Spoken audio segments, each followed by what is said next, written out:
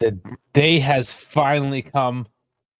Dave, are you ready to wash away your Austrian dreams and bring it back to reality? I'm there, man. Hey, gotta do what we gotta do, man. So you know how we all feel today. I don't know how everyone else, if there's Oh, anybody yeah. out there feeling good Oh, yeah. about this one. Yeah. But So, regardless, I have been pessimistic for this whole World Cup run because I don't see the quality of our team. But what is happening so far is that you can get lucky if the team you're playing against like has an off day, and that weirdly happened to quite a lot of teams, honestly. Even PSG. Who was it? Who was Man it? City. Did they draw or lose a game? Man City, for example, yesterday to Al Hilal. Real Madrid had a draw versus Al Hilal. Yeah. The Brazilian team like hadn't lost a game, I believe, until who was it that played? Was it Bayern, I believe, that inflicted the first loss on the Brazilian team? Like something like that. Like you can catch like some of these teams out. Inter lost to Botafogo. Was it Botafogo? Fluminense. Oh, Fluminense. Sorry. Yeah. Oh, they played in Fluminense played in white in their away kit. That's why I confused them And with then Botafogo. Botafogo lost to Sorry. Flamengo, the other F team. Exactly. Yeah. Trying to Sorry. keep it all Sorry, straight. man. Sorry. Didn't want to discriminate against your teams. I respect you all. Yeah. And honestly, like if Real has an off day and they're not the greatest team defensively, we can maybe do something. The question is like, can we stop them from scoring? That's my fear. Well, we have the wall back. I can't believe I got That's rid of that's something, right? That's something. I had the Walgani thing. I got rid of it at the beginning last season because he wasn't coming back. Oh, I never thought I'd have to use it again. but here we are. Well, let's see. Let's see if he's Walgani. If I have to make a whole other background all over again. But guys, thanks for joining. Please like and subscribe. Get into the socials, all that jazz. But let's get into the lineups. First and foremost, there, Jeff in the Discord. Speaking of the Discord, links down in the description. Simon Marciniak. Probably Yes. fucked that one up. Did I say it all right? Marciniak? I believe it's Szymon Marciniak. Okay, close enough for Szymon. an ignorant American. So, Yeah.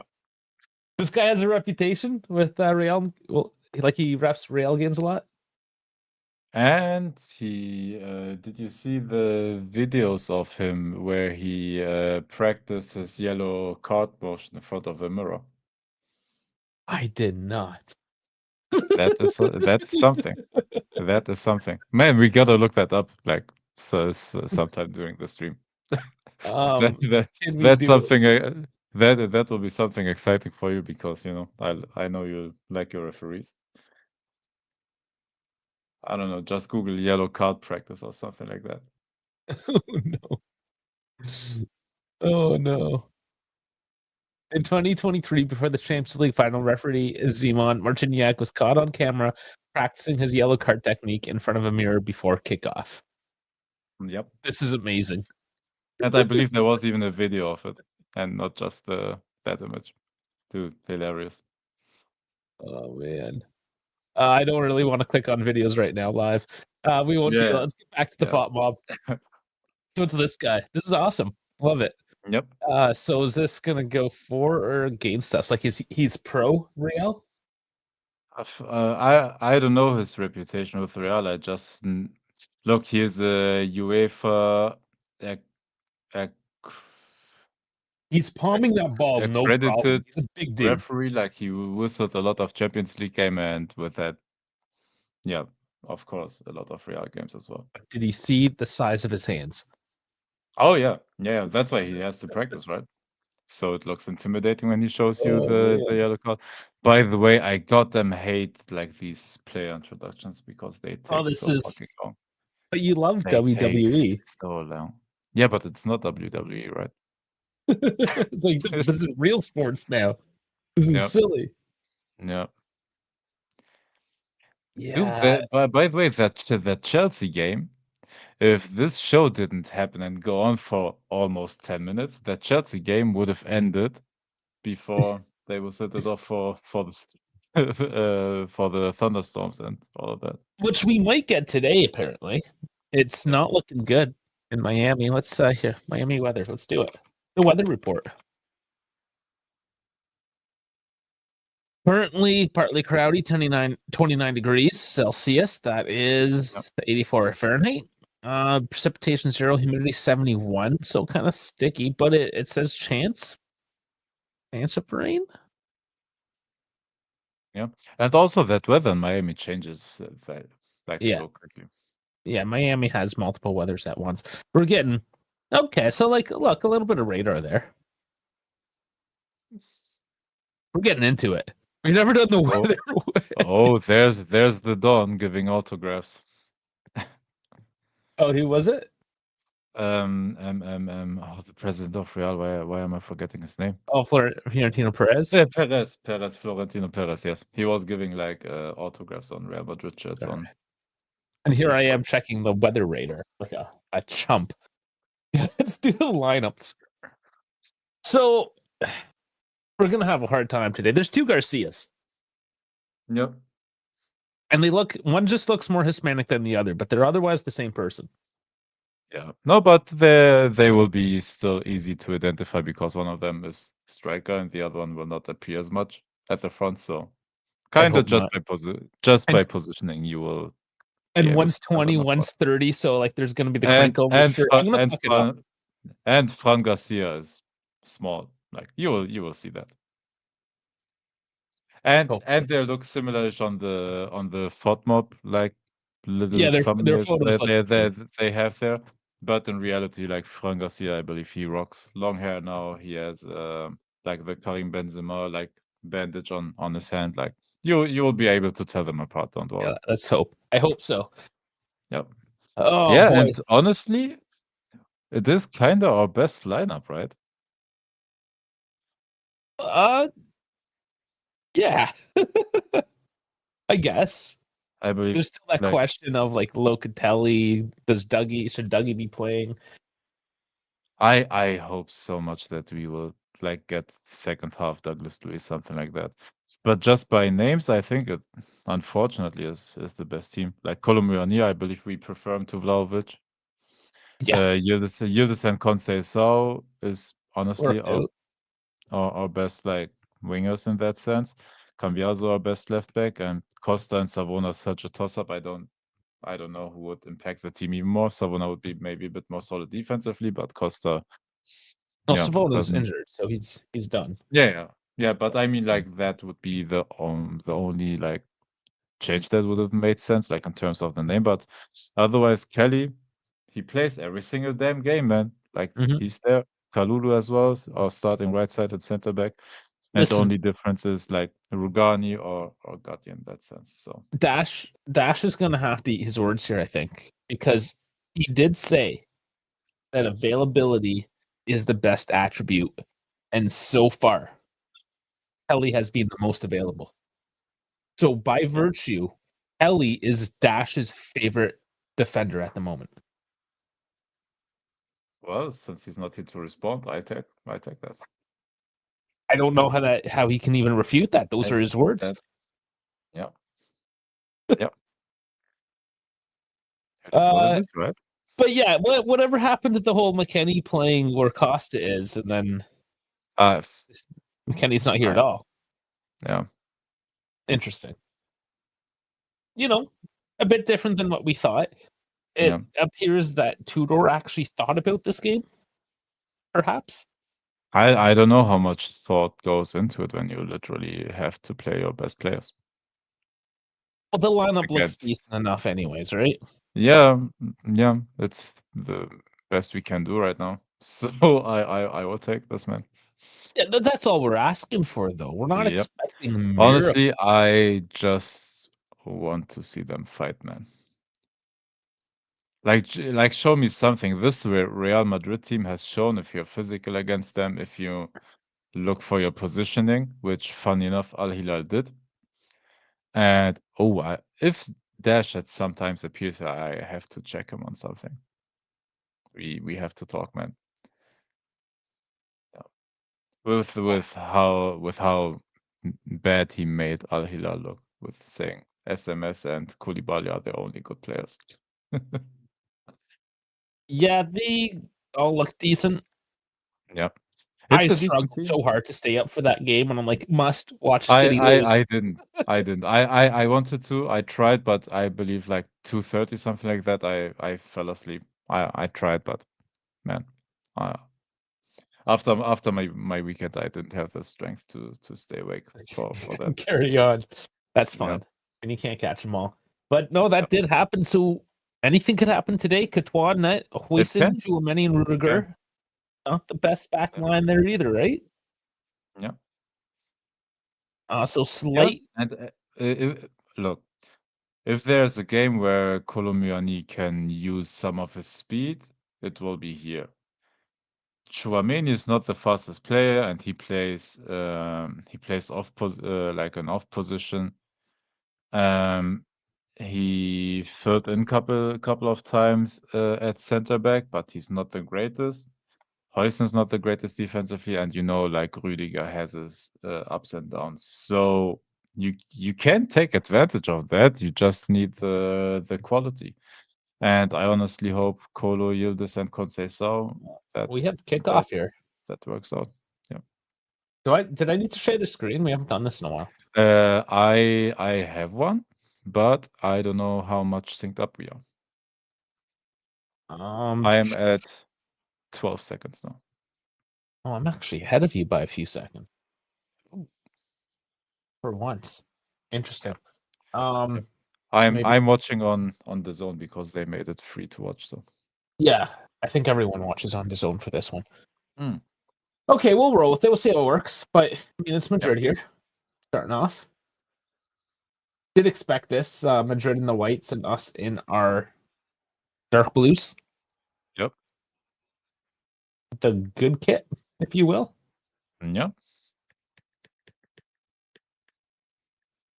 Yeah, I mean Madrid's. I think gonna do what Madrid's gonna do and just kind of do a lot of kicking today, a lot of Oh, yeah. possession. Yep. Dude, this ref is a tank. I need to see him brandish a yellow card today. Yeah. Dude, he has that Polish middle-aged bald man or bald dad like strength. He definitely feeds on sausage. Oh yeah. Like Dude, hard on sausage. I ate way too much and drank way too much beer there on my weekend. Perfect. As you should. Here's Yildiz now coming away with it with Colo. Come on. Come on. Come on. Oh, you just deuce on it. Oh, Oh my god, Yildiz. oh My. man. He's just Hey, deuced it on it. was something. We tried. But yeah, Real that's looks what kind of shaky there. yeah, but that is what happens. Like they play a high line. Trent is always high up the pitch. Like if you have the players that can run into those channels and behind the defenders, like you can take advantage of that. You just need to be effective, honestly. That's the key, isn't it? Yeah. Maybe a little too early. Jitters. Nice clearance to not concede the corner there. You know, that's going to be what this game comes down to, perhaps, right? If it really drags along, it could be that one mistake, that one chance that you didn't take. Exactly. You gotta, at least I don't know. You whiffed that one. Yep. By the way, if you have like half a decent showing here and somehow get to the next round, like it will put us like in terms of the name and everything, like the further we get into the tournament, the more we will be internationally acknowledged again as well. Because the fans that are watching and commenting on football, like actually care about the tournament. And if we perform, like people will see it and it will mean something. So yeah, I But hope we play accordingly to that. anytime you beat Madrid, I think you're going to get talked about a little Yeah. bit, you know? Yeah. And in a tournament that will be like big for the next decades. If you think the Club World Cup will go away, forget it. No, Like it's here to stay now. It will happen all every 4 years. By the way, the reports are right now that Qatar applied for the 2029 version of it, and it may happen in the winter again, like the previous World Cup. oh man. Okay. So I have no clue. Like they will make a season break again, is my guess. But only If- for certain. Oh, that's messy. Yeah. I don't know. I don't like that. And then how do you give the slots to the teams international like to everywhere? No, the actual World Club is going to Saudi Arabia, I believe 2030, if I'm correct. Was it 2030 or 34? Like one of those is going to Saudi Arabia, and the next Club World Cup is rumored to be at Qatar, like for now. Well, it's all funded by them anyway, so why not? Yeah. And man, it will be messy if it's mid-season again.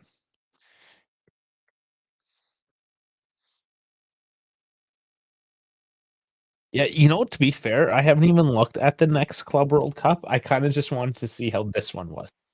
Yeah. You know, No, I don't- there isn't anything to it. I don't know. At least like it is just reports so far. Like of course there's nothing official, and neither do I think about it already. And honestly, as it looks right now, and with how we play, we will not qualify anyway for it because very we don't true. have the international record for it and the Champions League and all of that. So Well, let's see how that we're in the develops. Champions League here. It does help. Yeah, but we gotta perform as well there. It does, yeah. So, I mean, not a whole lot happening so far other than this luck. As I say that, no, Chico was not released. So just tentative the first few minutes. And this has been the discussion with these bigger European teams. Like, how much do they actually care? You've mentioned that the fans care, the people like us on the internet were talking about it, but the actual players. You saw what happened with Inter after they lost with Taro and is it Chongalulu? Yeah, they almost had a fell out, right? And even Marotta in the end said that hey, if there are players that aren't giving everything for the team, Oh, Colo! come on, Colo! come Oh! on, Oh, yeah! I'm. Oh my god! Ah, that's two fucking big chances now, man. Oh, The feed from Yildiz. god damn! But you see, this is what I said. Like this is how bad their back line is, man. My God, Rudiger looks Not even almost as slow as offside. Coop. Not He's even offside. Perfectly timed, man. God damn, you have to score that. Fuck, man. it's what Kenan is doing in the service department lately Yeah. as well. It's not even so much the goals. He's been getting a few Yeah. goals, of course, but the service, unfortunately, I guess Dusan did get that goal the other day, but No, we can't, man. Like if we have chances like these we had, like the first one is okay, like you can miss on that. But this one, 1v1 versus the goalkeeper, you have to got them scored because like even if Real has only 30% like possession in the game, they can hit you that quickly, like out of nowhere, man. Man, that Mhm. was bad. They got to start getting their confidence, right? So at this point, Yeah. looking, all right, we broke them down twice Twice. under 8 minutes. Yep. Like you can do this. We can. I told you we have a punch of chance, man. Like if we keep them from Oh, all right. Well, the shot was wide. No, if we Yeah, and, keep and them that's the thing. from Valverde's taking scoring, these. we always have a chance because they're not good defensively. Valverde's already taken these long chances, right? Yeah. That's a bit of a sign that they're getting kind of frustrated and they're just going to start Yep. taking pot shots and see what happens. Like already, this isn't Yep. a great look from Madrid early on, and we need to capitalize. Yep. Exactly.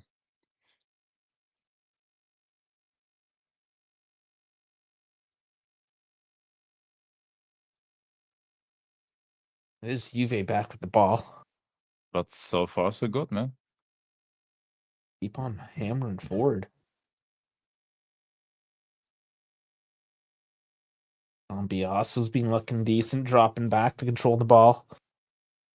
Kelly is kind of playing out wide here. There's did Tudor actually put some tactics into this game today? Did he get a lesson in the past couple days? I don't know what's going on.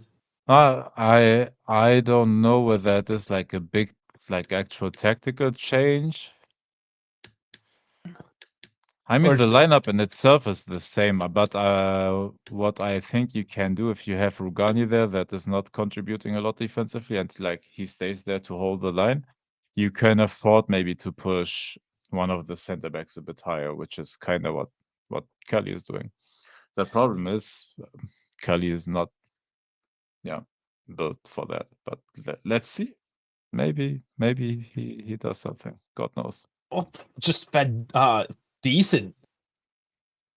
Oh, Oh, I. j- ah, I got to see if I can pause this a couple seconds. Oh my God! Did you see just when I said, "Oh, maybe he can do something from that"? Lloyd Kelly from a progressive, like around center line. Look at that opening pass, man. Wasn't the What worst. happened? Oh, it took a But yeah, deflection. no, yeah, corner. But yeah, man, like three corners. Three chances. Three chances, sorry. And yeah, Yildiz seems to be locked in, man. Maybe he wants to show that he's the better Turkish wonderkid after all. Okay, corner. Yildiz is fighting. Jeez. What's your time? I tried to slow down. Uh, Now exactly 11 minutes. Okay. We're locked in now. Nice. I'm surprised the zone actually let me do that. Bit of Yeah, pressure with Madrid now. yeah. Vinny's trying to maybe wake the team up a little bit, eh? But the image quality is bad of the zone. That's what I don't like. Like it's, yeah. Yeah, I guess I'm just used to shitty image quality. Yeah, right. Syria. Yeah. Kubo. Yeah, my thing is I'm used to the sky quality when I watch Bundesliga, Premier League. Yeah, it's different. Yeah, Yeah, it's way better. yeah. But I take it, man. It's for free, so Yeah, it's just the compression rate. I wonder what it is. Good control though by Juve. Not yeah. letting Madrid just kick. They're the ones kicking the ball around, wasting time. Dude, Locatelli isolated on the left side. He could have changed sides like so easily. Yeah, no, he's too deep to do something. Lulu's down. What's going on here? Holding his shin or something else? Like this could be muscular injuries, right? That's what I'm concerned about. But yeah, the shin. I don't know. Or Oh, is it now the it's the side? now it's the right leg. Oh, it's his quad. Yeah, maybe it is a squad.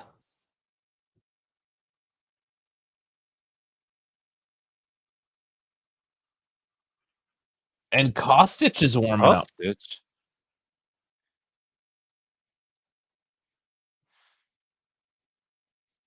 And Um, okay.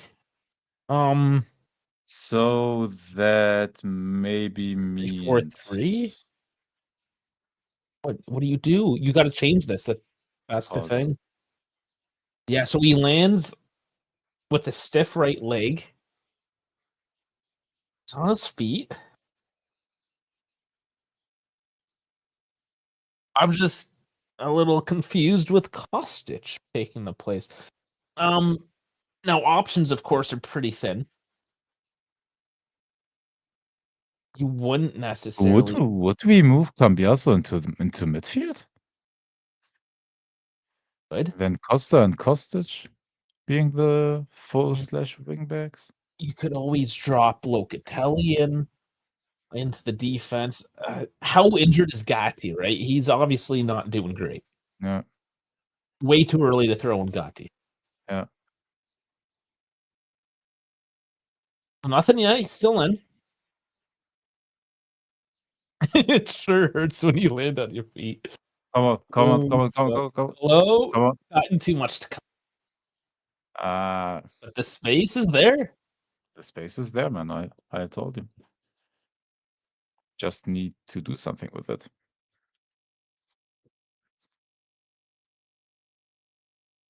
The first 15 minutes, not really what I expected. Giveaway here, though.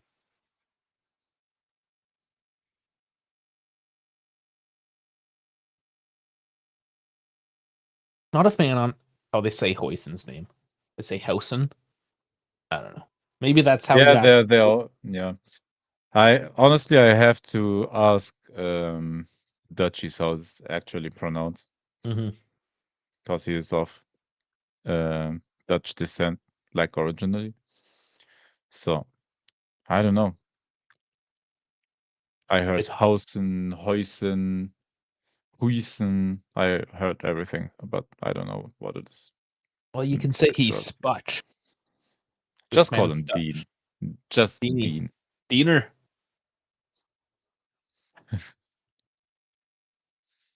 It's Madrid now doing the kicky ball stuff. It looks like a preseason game. No, Is that fair to say at this I point? think, but this is what Real is doing, man. They are biding their time. Giveaway there, though. Sloppy. Gregorio tries to go long.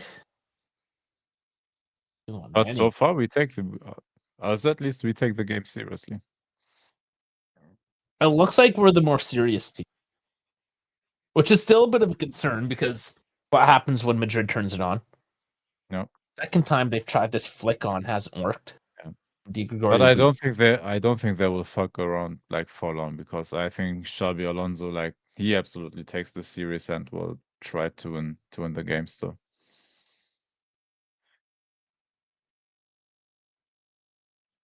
Well, you start slow, you get into that rhythm. Yep. See if they can pick it up here as they try to go long again.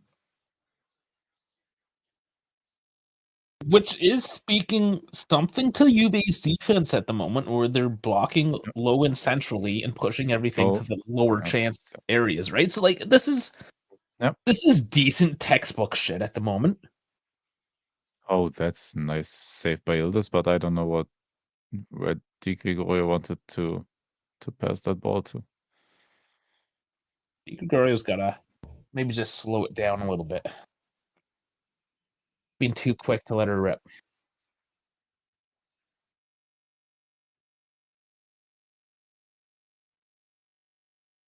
Yeah, they just showed Mbappe. Yep. And he's He something to watch out for. finally came back from his diarrhea or whatever he had. Is that what he had? Diarrhea. The gastroenteritis, like the actual like yeah. Yeah, that only takes a couple days. Was it gastroenteritis, like something like that? Is it enteritis or enteritis in English? Gastroenteritis. Ah, Over okay. the top. Ooh, on target, but you couldn't control. I mean, that's a decent delivery again as well. Yep. And Rugani cuts that out. Nice. Still, Vinny. Costa Oh, holds them up. Oh, Vinny, what are you doing? But neither did Rugani play a lot for us, right? He's literally just the player you can drop in, he performs. Like that's why we want him, man. Yeah, he didn't play a lot, but he didn't not play either, right? Like Frankie, trust me, like in Germany, the Turkish community is huge, and dude, they are creaming like for Dreaming years so already hard in Germany. because of those two.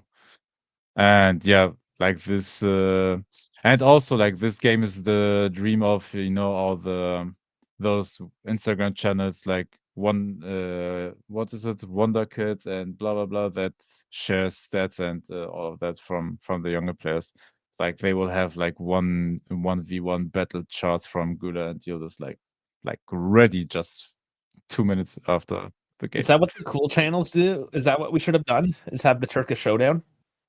Oh, yeah, maybe. That That's that that would have been catchy, yeah. yeah. Why didn't you tell me about this? You're the young one in there. I You're supposed to tell us what's because up. because I didn't think of it until Frankie said it. Hey, we can change it in retrospect. Right, it's too late now. I wouldn't even know what to do.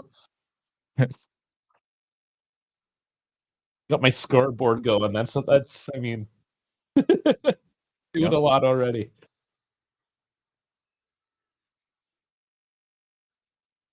Low Gus switching up the play. Nice. Again, the passing today's decent. Where's this been? I don't know. Like this team when they want to show up. Also, the problems we saw that couple of times. The things we don't do consistently, we always have one good half. So I hope we play a full game of this. I hope so. We can only hope. Yep. You always just want to see a good game. Madrid hasn't made me worry at all yet. 20 minutes in. Not yet. No.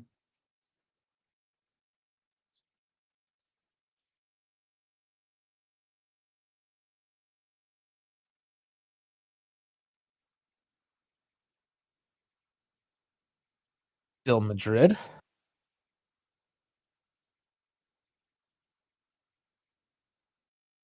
The defensive shape again by Juve. They just don't seem to want to probe it. They just working the outsides at the moment.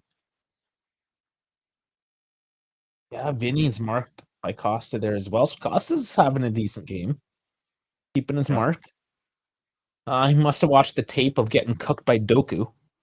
Oh my god. But that was bad, like from so many like against so many different areas. There was literally no pressure on who was that pass from to Jeremy Doku, who sliced us open on the left side. I forgot who Can't that remember the pass pass was now. from. But the pass that sliced us open, there was literally no pressure, and there was so much room in between Costa and I even forgot who was our right-sided center back. Like, and the balls like sliced perfectly through them, and that was bad, man. Honestly, Frankie, like none of them is great. Like of that defense, maybe Fran Garcia is the best. Like defending defender, and he's like very small, like fullback. But otherwise, all four like Huijsen, Tchouaméni, Rüdiger, and Trent are mistake prone. Yeah, And make yeah, Chico a fullback, and that's what Trent is, just a small dude that runs yeah, that and was cross it. one dribble too much, Kenny. Oh, Kalulu almost overplayed that. Safe though. Cleaned it up.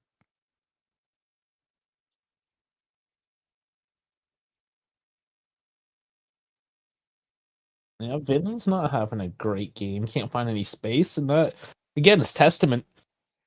Tricky pass works Oh, out. that was risky. That was risky, but come on, Counter bulldoze. now. Run forward, man. Nobody can stop you. Yes. Oh, Nice. Cambiasso working the corner now. Curls it in. Shot on by Chico. It's too direct though. Still Wow. nice. Still nice. But yeah, those are the runs we need from Thuram, man. No one can stop him if he starts. You would have liked to see a little more of a hustle coming up his flanks as well, though. Like Cambiasso Yeah. wasn't really speeding up to give him an option. No, he wasn't. He just kept the ball, like had his one or two dribbles, and then the cross immediately. Yeah.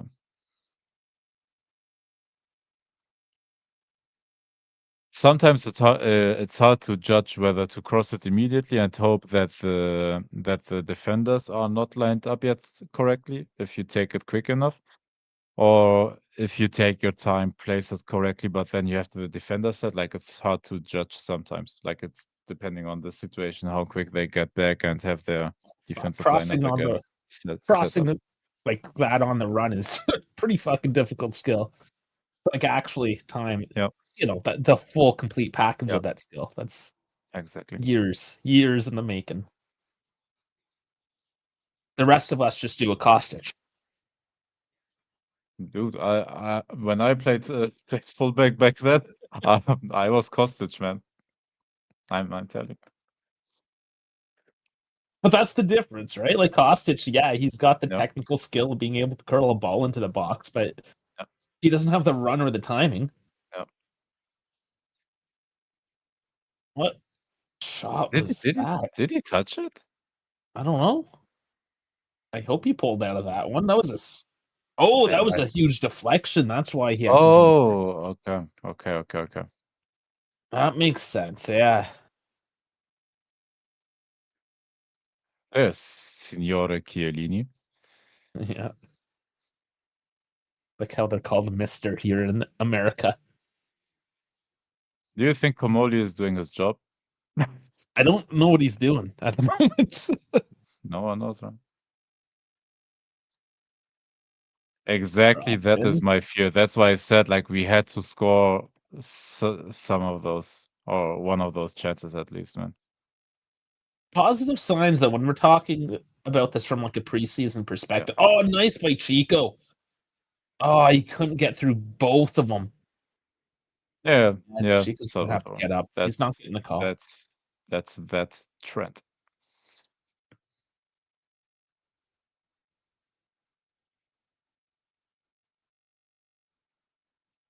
Nobody knows why they won. Chico out for season with a barely touched nose. I mean, his nose to body size ratio is pretty out of sorts, Yeah. And another wide one. What? But okay. Never mind. Vinny's let his hair Shush. grow out too much, I think. It's too poofy. Dude, he's trying a lot of stuff that in a week he will put braids into or he will braid his hair again and then He's got to simplify. That's what's wrong with his game. He has to simplify going his on way life. too much. Yeah.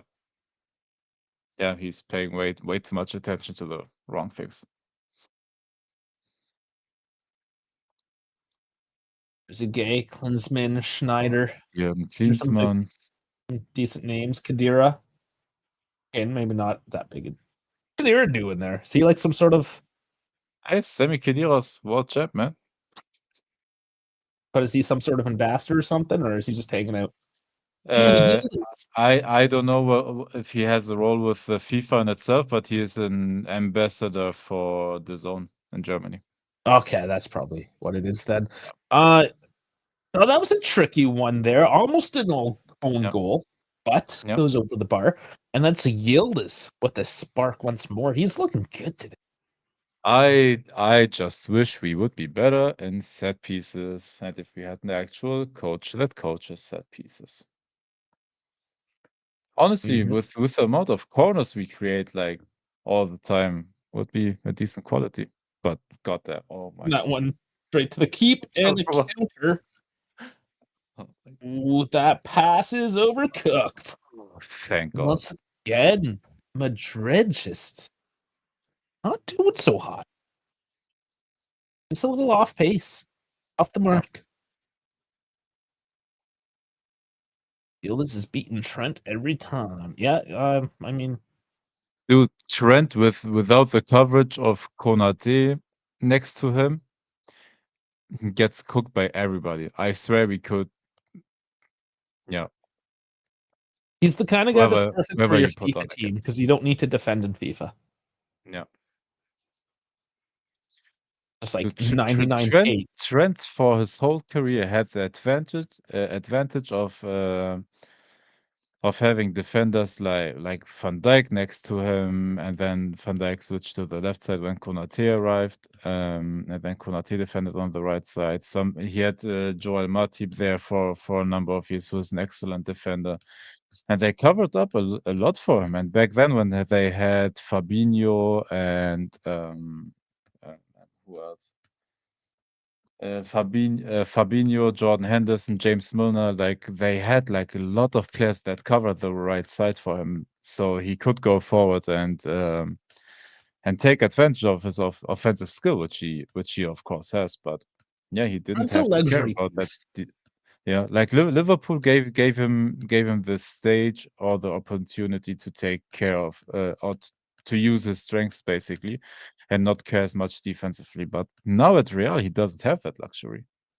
So Well, it was just odd when Madrid got him because they already had a bit of weakness in the back. I yeah, mean, we almost see this with Juve here, and oh, Jesus! Ping pong and right in front of the net. Di Gregorio gets enough I. on it. But you see that's how damn quick it can go if you're not paying attention and if you don't use your chances. And there's Tudor. Tudor's on the touchline now, losing it. Yelling at them to wake the hell up.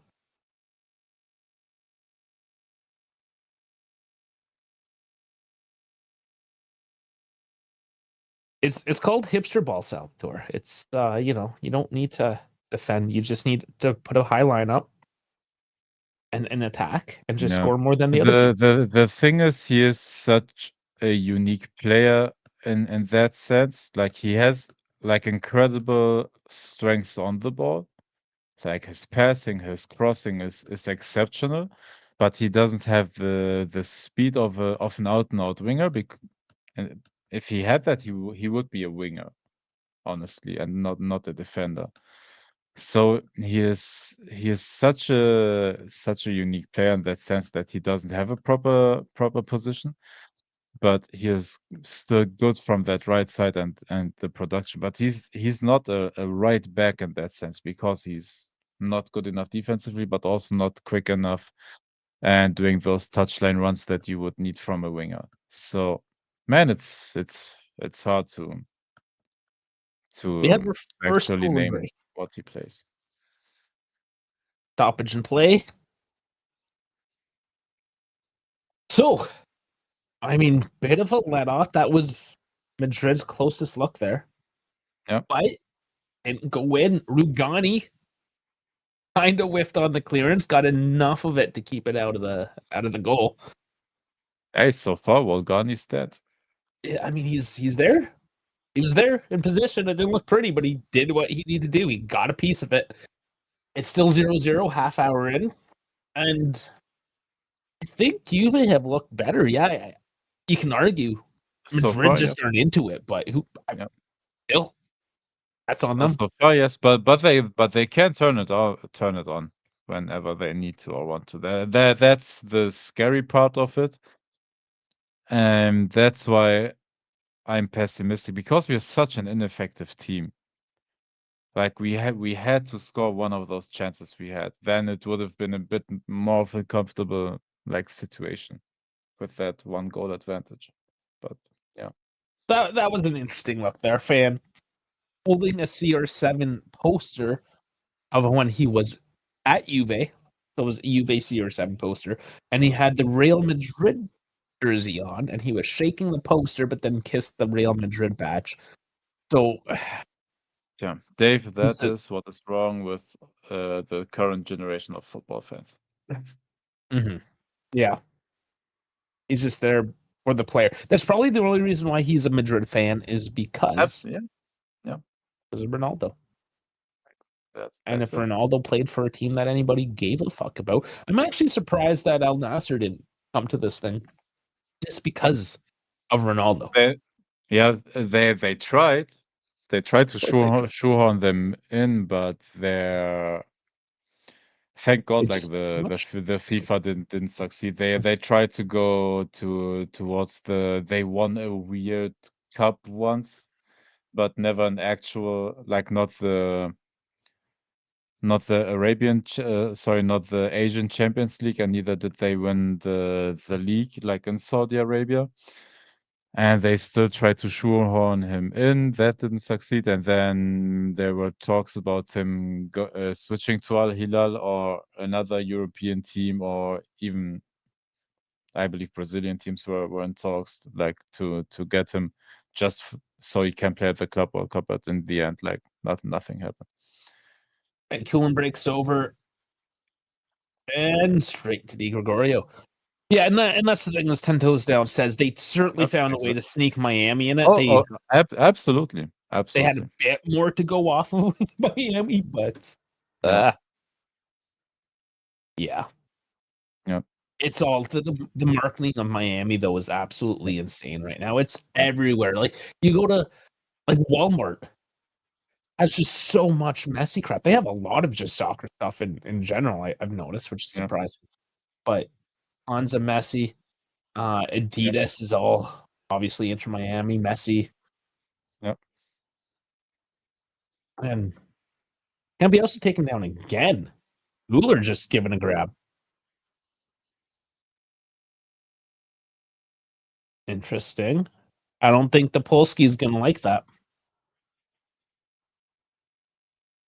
Don't talk back to the Polski. Oh, he's intense, man.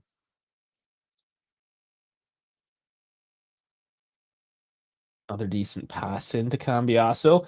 Good hard passing. That's the thing. Like they're putting pace behind these passes. It is crisp so far. The passes are crisp. Yeah, it's not like half-assed slow shit like they.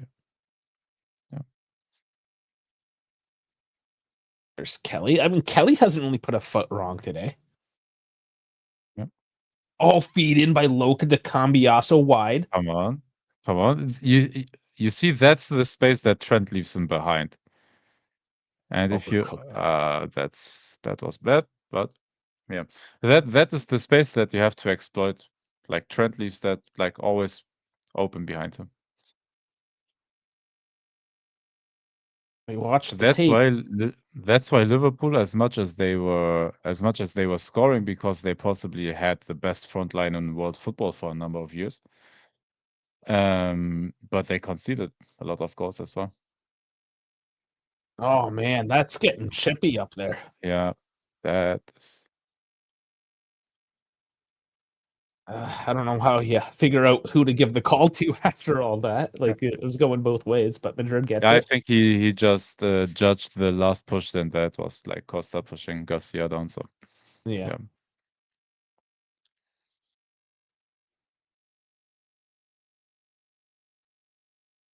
Gonna be a few minutes added on to this. That's sort of the problem with these tournaments. You end up getting 7 minutes added on to the end.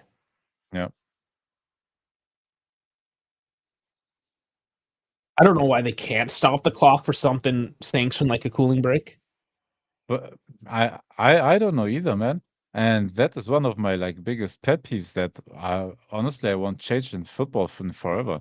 Like why not just stop the clock? Stop the clock when there's something like substitutions, ball rolls out for a corner or whatever. Why don't you just stop it? So talking to North Americans, two of the things that they don't really get about soccer when they just watch it is all the diving, which of course I agree. Yeah. Yeah. And the clock. Yeah. They're just like it makes no sense. Yeah, I'm and like, the clock is you're for me right. like for since I'm watching football, I don't understand why we keep it this way. Oh, dangerous delivery goes through everyone. Yeah, it's And just about being traditionalists, right? So like back in the day when you're talking about like the 1850s and 60s when footy first became a thing, you just like I don't know, you got your hourglass and counted down. I don't know. Yeah. And they just stuck with it for the past like 160 years. It's just, you can change things, man. No, I think honestly draws are fine because you can't just let the game go on forever. At some point it just needs a cutoff. Look, if you have league games, for example, and I don't know, if you want to like tell us the scenario you want, Like There's so many let's say sports that try different let's things. say let's say a league game is tied like at the 90th minute. Like would you go to extra time or would you immediately go to penalties, or like what would your suggestion be for that? Because I think draws are fine. Like in terms of a full season, like 38 games, it levels out at some point. Like even if you draw a game, like that's fine in my opinion. So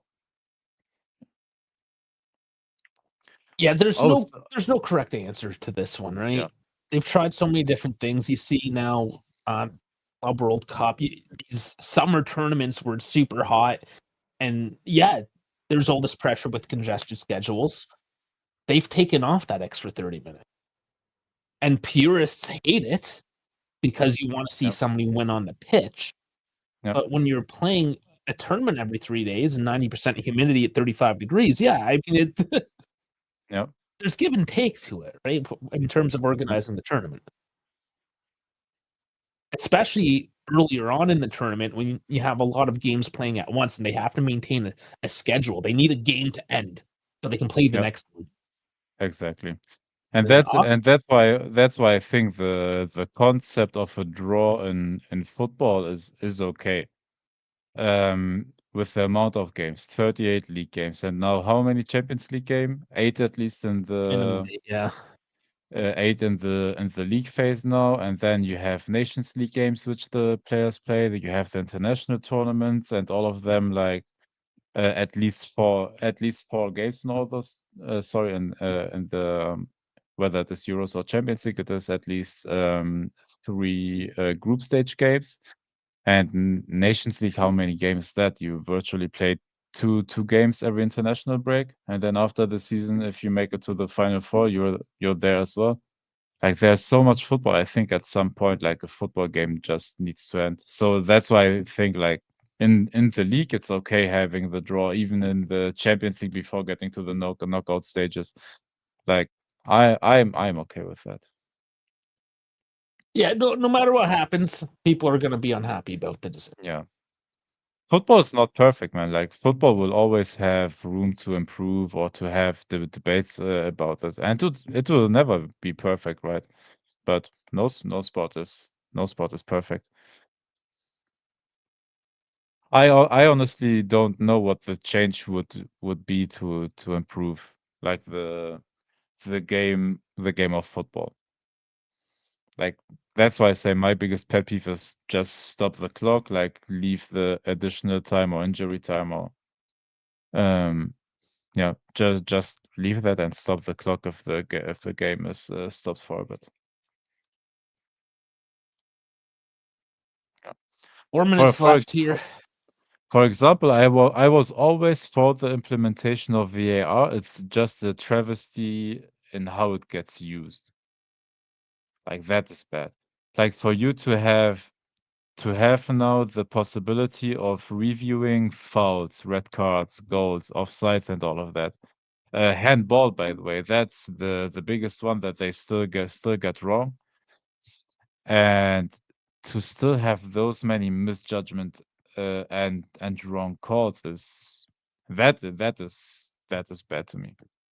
But the idea of VAR in my opinion is great, and football needs it.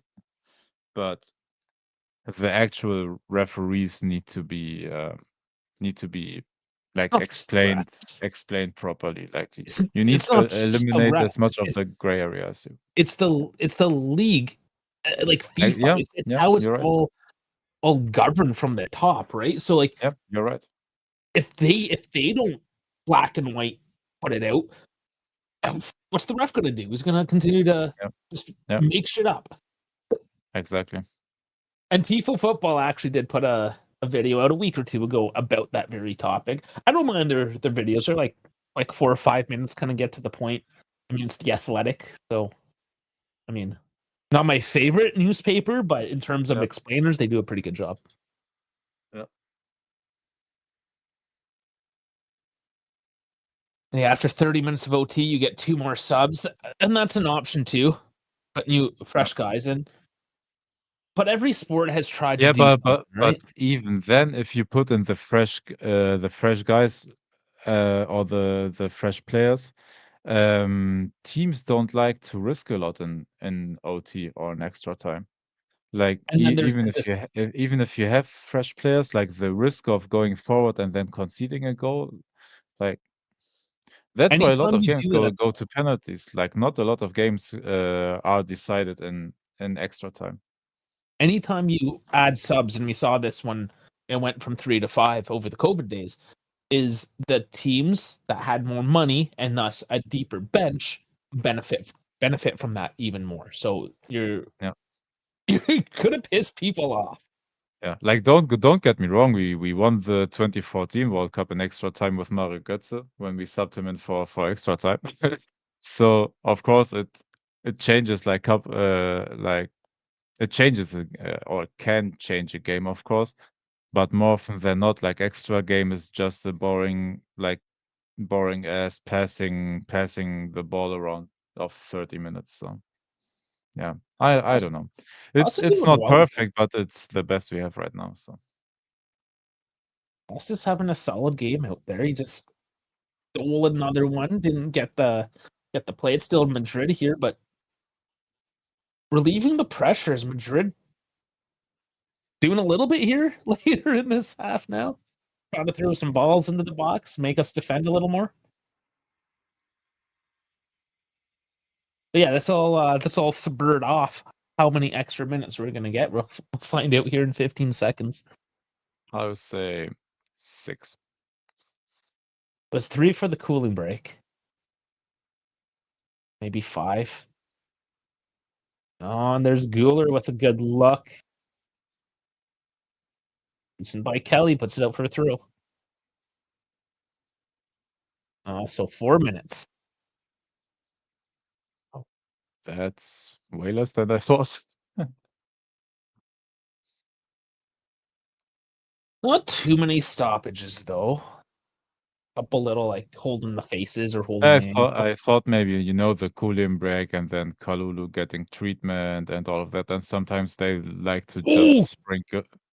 what Oh a my god. save by Di Gregorio. Oh my god, dude. Valverde with his shots sometimes, man.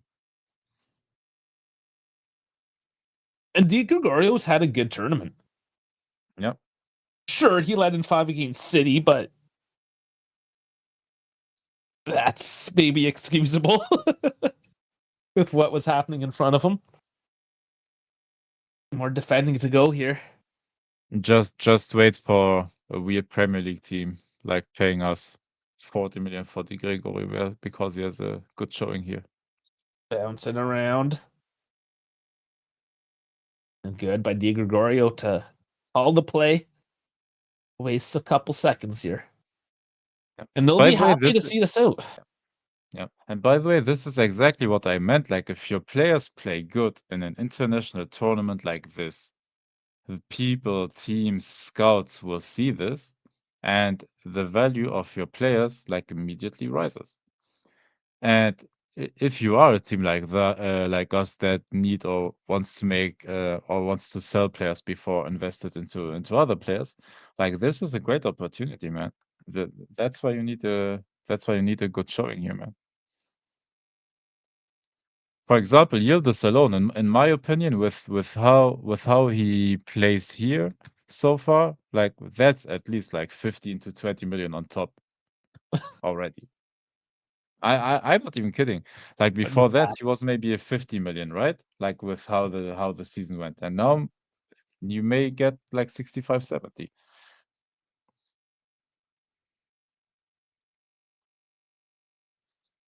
Yeah, I mean, how much Di Gregorio isn't for sale, but we didn't pay, what was it, No, 15? no, of course he's not, but if you still have good showings, like you will automatically like invite offers. We just didn't pay a whole lot. Like we could make a lot of money off of him.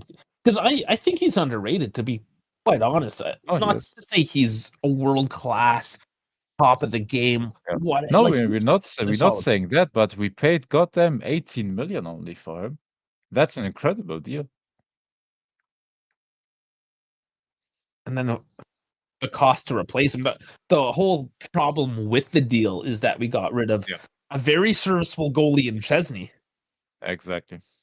Oh, Trent throws one across goal and another luck. All defense now for Juve.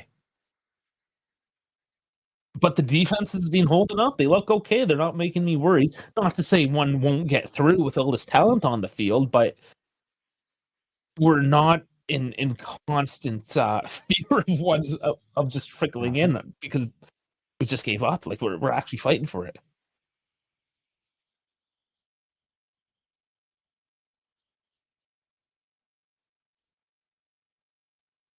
You mean Maignan from Milan, or who do you mean? He's a decent Because goalie as the well. goalie for AC. Yeah, he is decent, but the cost of getting, I don't know. I don't know exactly what the situation is because there were talks of Chelsea wanting him, but then Chelsea put only an 8 million offer on the table. 8 million Oh, pounds.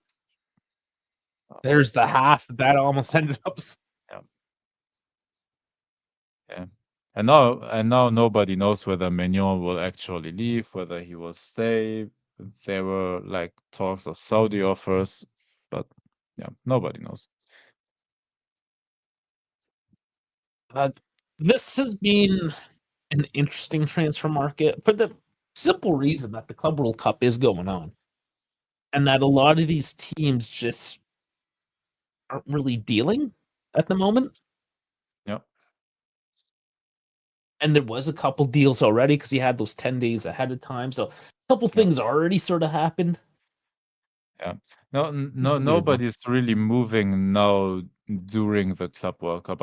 It's only Chelsea made 2 transfers now. They got Joao Pedro and Gittens from Dortmund. Funny enough, Gittens will, from what I heard, maybe switching like mid-tournament from Dortmund to Chelsea, which would be funny as hell. But yeah. Otherwise, like all the big, like Manchester City already got their transfers done before the tournament started, and the other ones, I guess, will do it afterwards. Bayern as well. Like they already secured Jonathan Tah. Who else did You're they get? talking about the big teams with a bit of money to toss around as well, of right? course. So And the other ones will take their sweet time. Like yeah. it's not easy for other teams to just approach and secure players quickly. So yeah. I'm not entirely concerned. The transfer market is closed at this time, so the fact that I'm not hearing anything too solid. Again, it's new management. Yeah. I don't have a lot of faith in them in the first place, so am I really surprised? No. No, But we're not. once we're exited out of this tournament, which might be in 45 minutes for all we know. I mean, hope not. then it's time to start looking ahead. Exactly. That's the transfer market. And then also what you do, this transfer window will be a very long one, and we will be impatient. You have to remember the players that are at the Club World Cup now. Let's say we want to approach one of the players that are playing right now or are on the roster. They will go for vacation after this one, first of all. And then you have, I don't know, like 2 weeks of nothing happening because just players aren't there to sign contracts and all of that. And then after that, like it will be end of July, start of August when like I honestly don't expect anything happening like until the end of July. And yeah. I'm glad that we're not even talking about it. This is the one saving grace, if anything, about the Club World Cup is that we don't have to bore ourselves with stupid transfer talk. Thank God, right? Oh man, it's all dumb. I hate it. I know Dude, imagine we wouldn't be commentating on this game, but read Momblano tweets. Yeah, fuck that. Primo Calcio put up a Serie A transfer video today. At Primo underscore Calcio. So if you want some transfer talk, Serie A in general, go check out Primo Calcio channel. He's got that covered. I am happy to not do it at the moment, so I will not. The Club World Cup as a fan from a fan's perspective, it is fun. It's entertaining. Yep. as somebody in the know of the footballing world in general and how FIFA works and all these federations, I mean, I have my reservations about this whole thing. But just to sit down and watch, especially when I got some time off, it's nice when you're around to actually enjoy it, and I am. So it is what it is.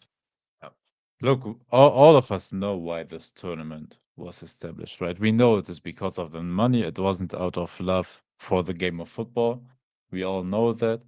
But now that it's here and the teams we saw playing each other, seeing like Boca Juniors game, like versus Bayern, seeing all the Brazilian teams playing versus the European giants, like it is just nice watching like historic teams playing each other, man.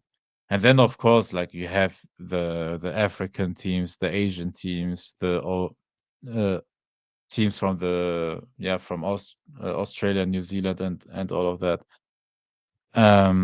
It is like, of course, those are sprinkled in there, but it is fun just watching historical teams playing each other, man.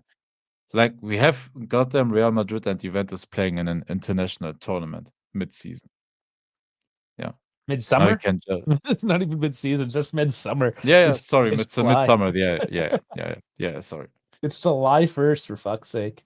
Yeah, that's what I wanted to say. I phrased And it. happy Canada Day to all you Canucks Happy out there. Canada Day, man. I toyed with wearing a Canada jersey today, but I went back to the Juve. I imagine Jonathan David signs for Juventus on Canada Day. That would be it.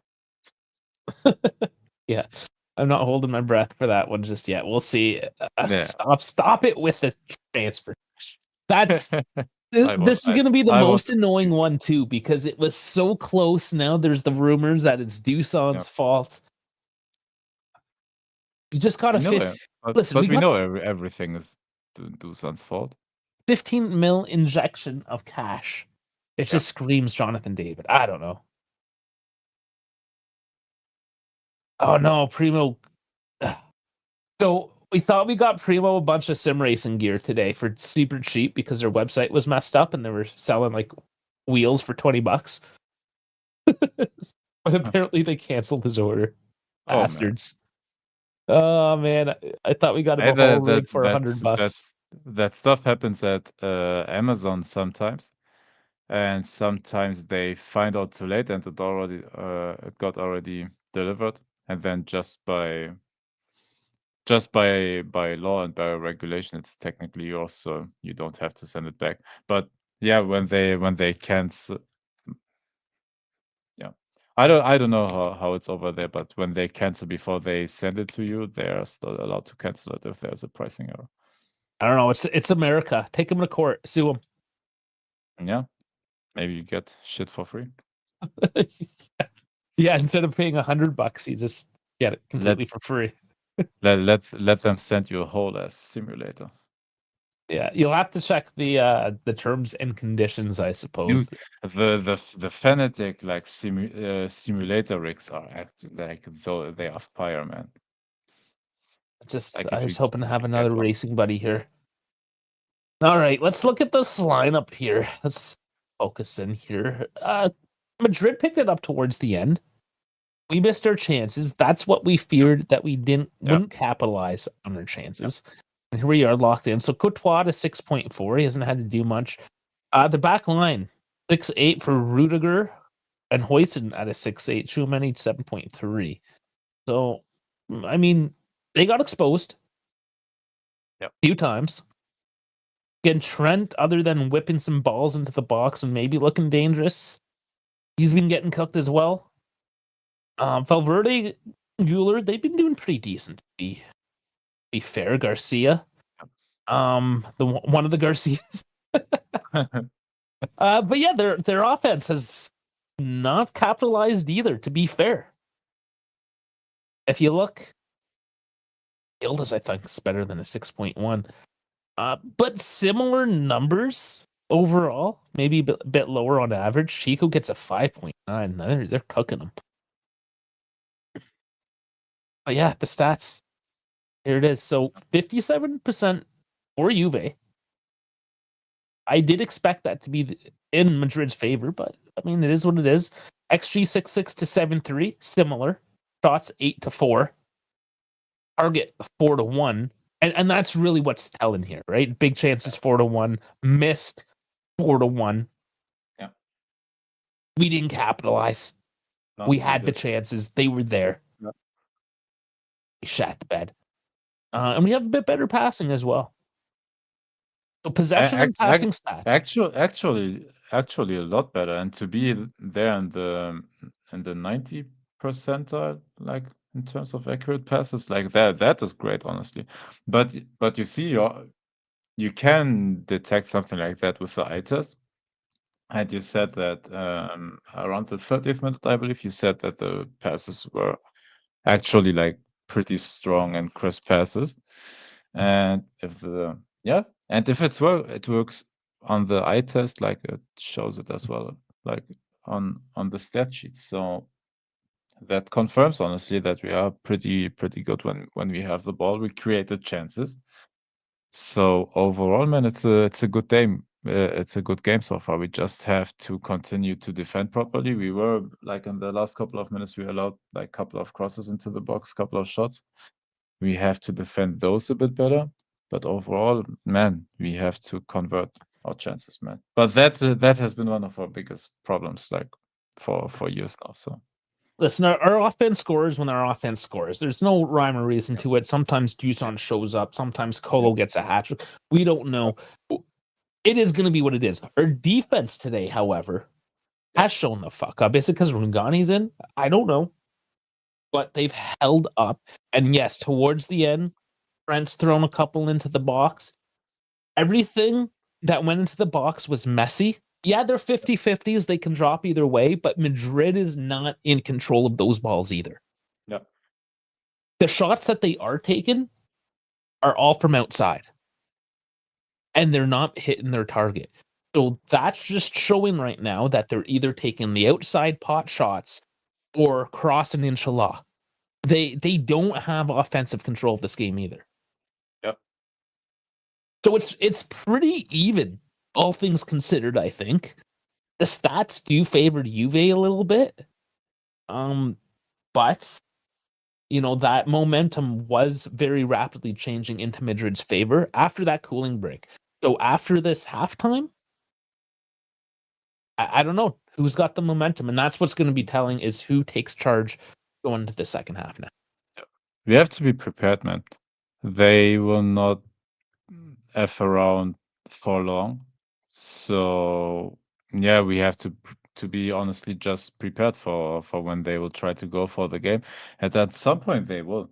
Like Xabi Alonso had played so many like different styles in his tenure at Leverkusen. Sometimes he was pragmatic with a three-man back line just to try to shithouse I don't know, a 1-0 or whatever. Or when he had to, he switched it around, played with a four-man backline, going like full high press. Like he is very versatile.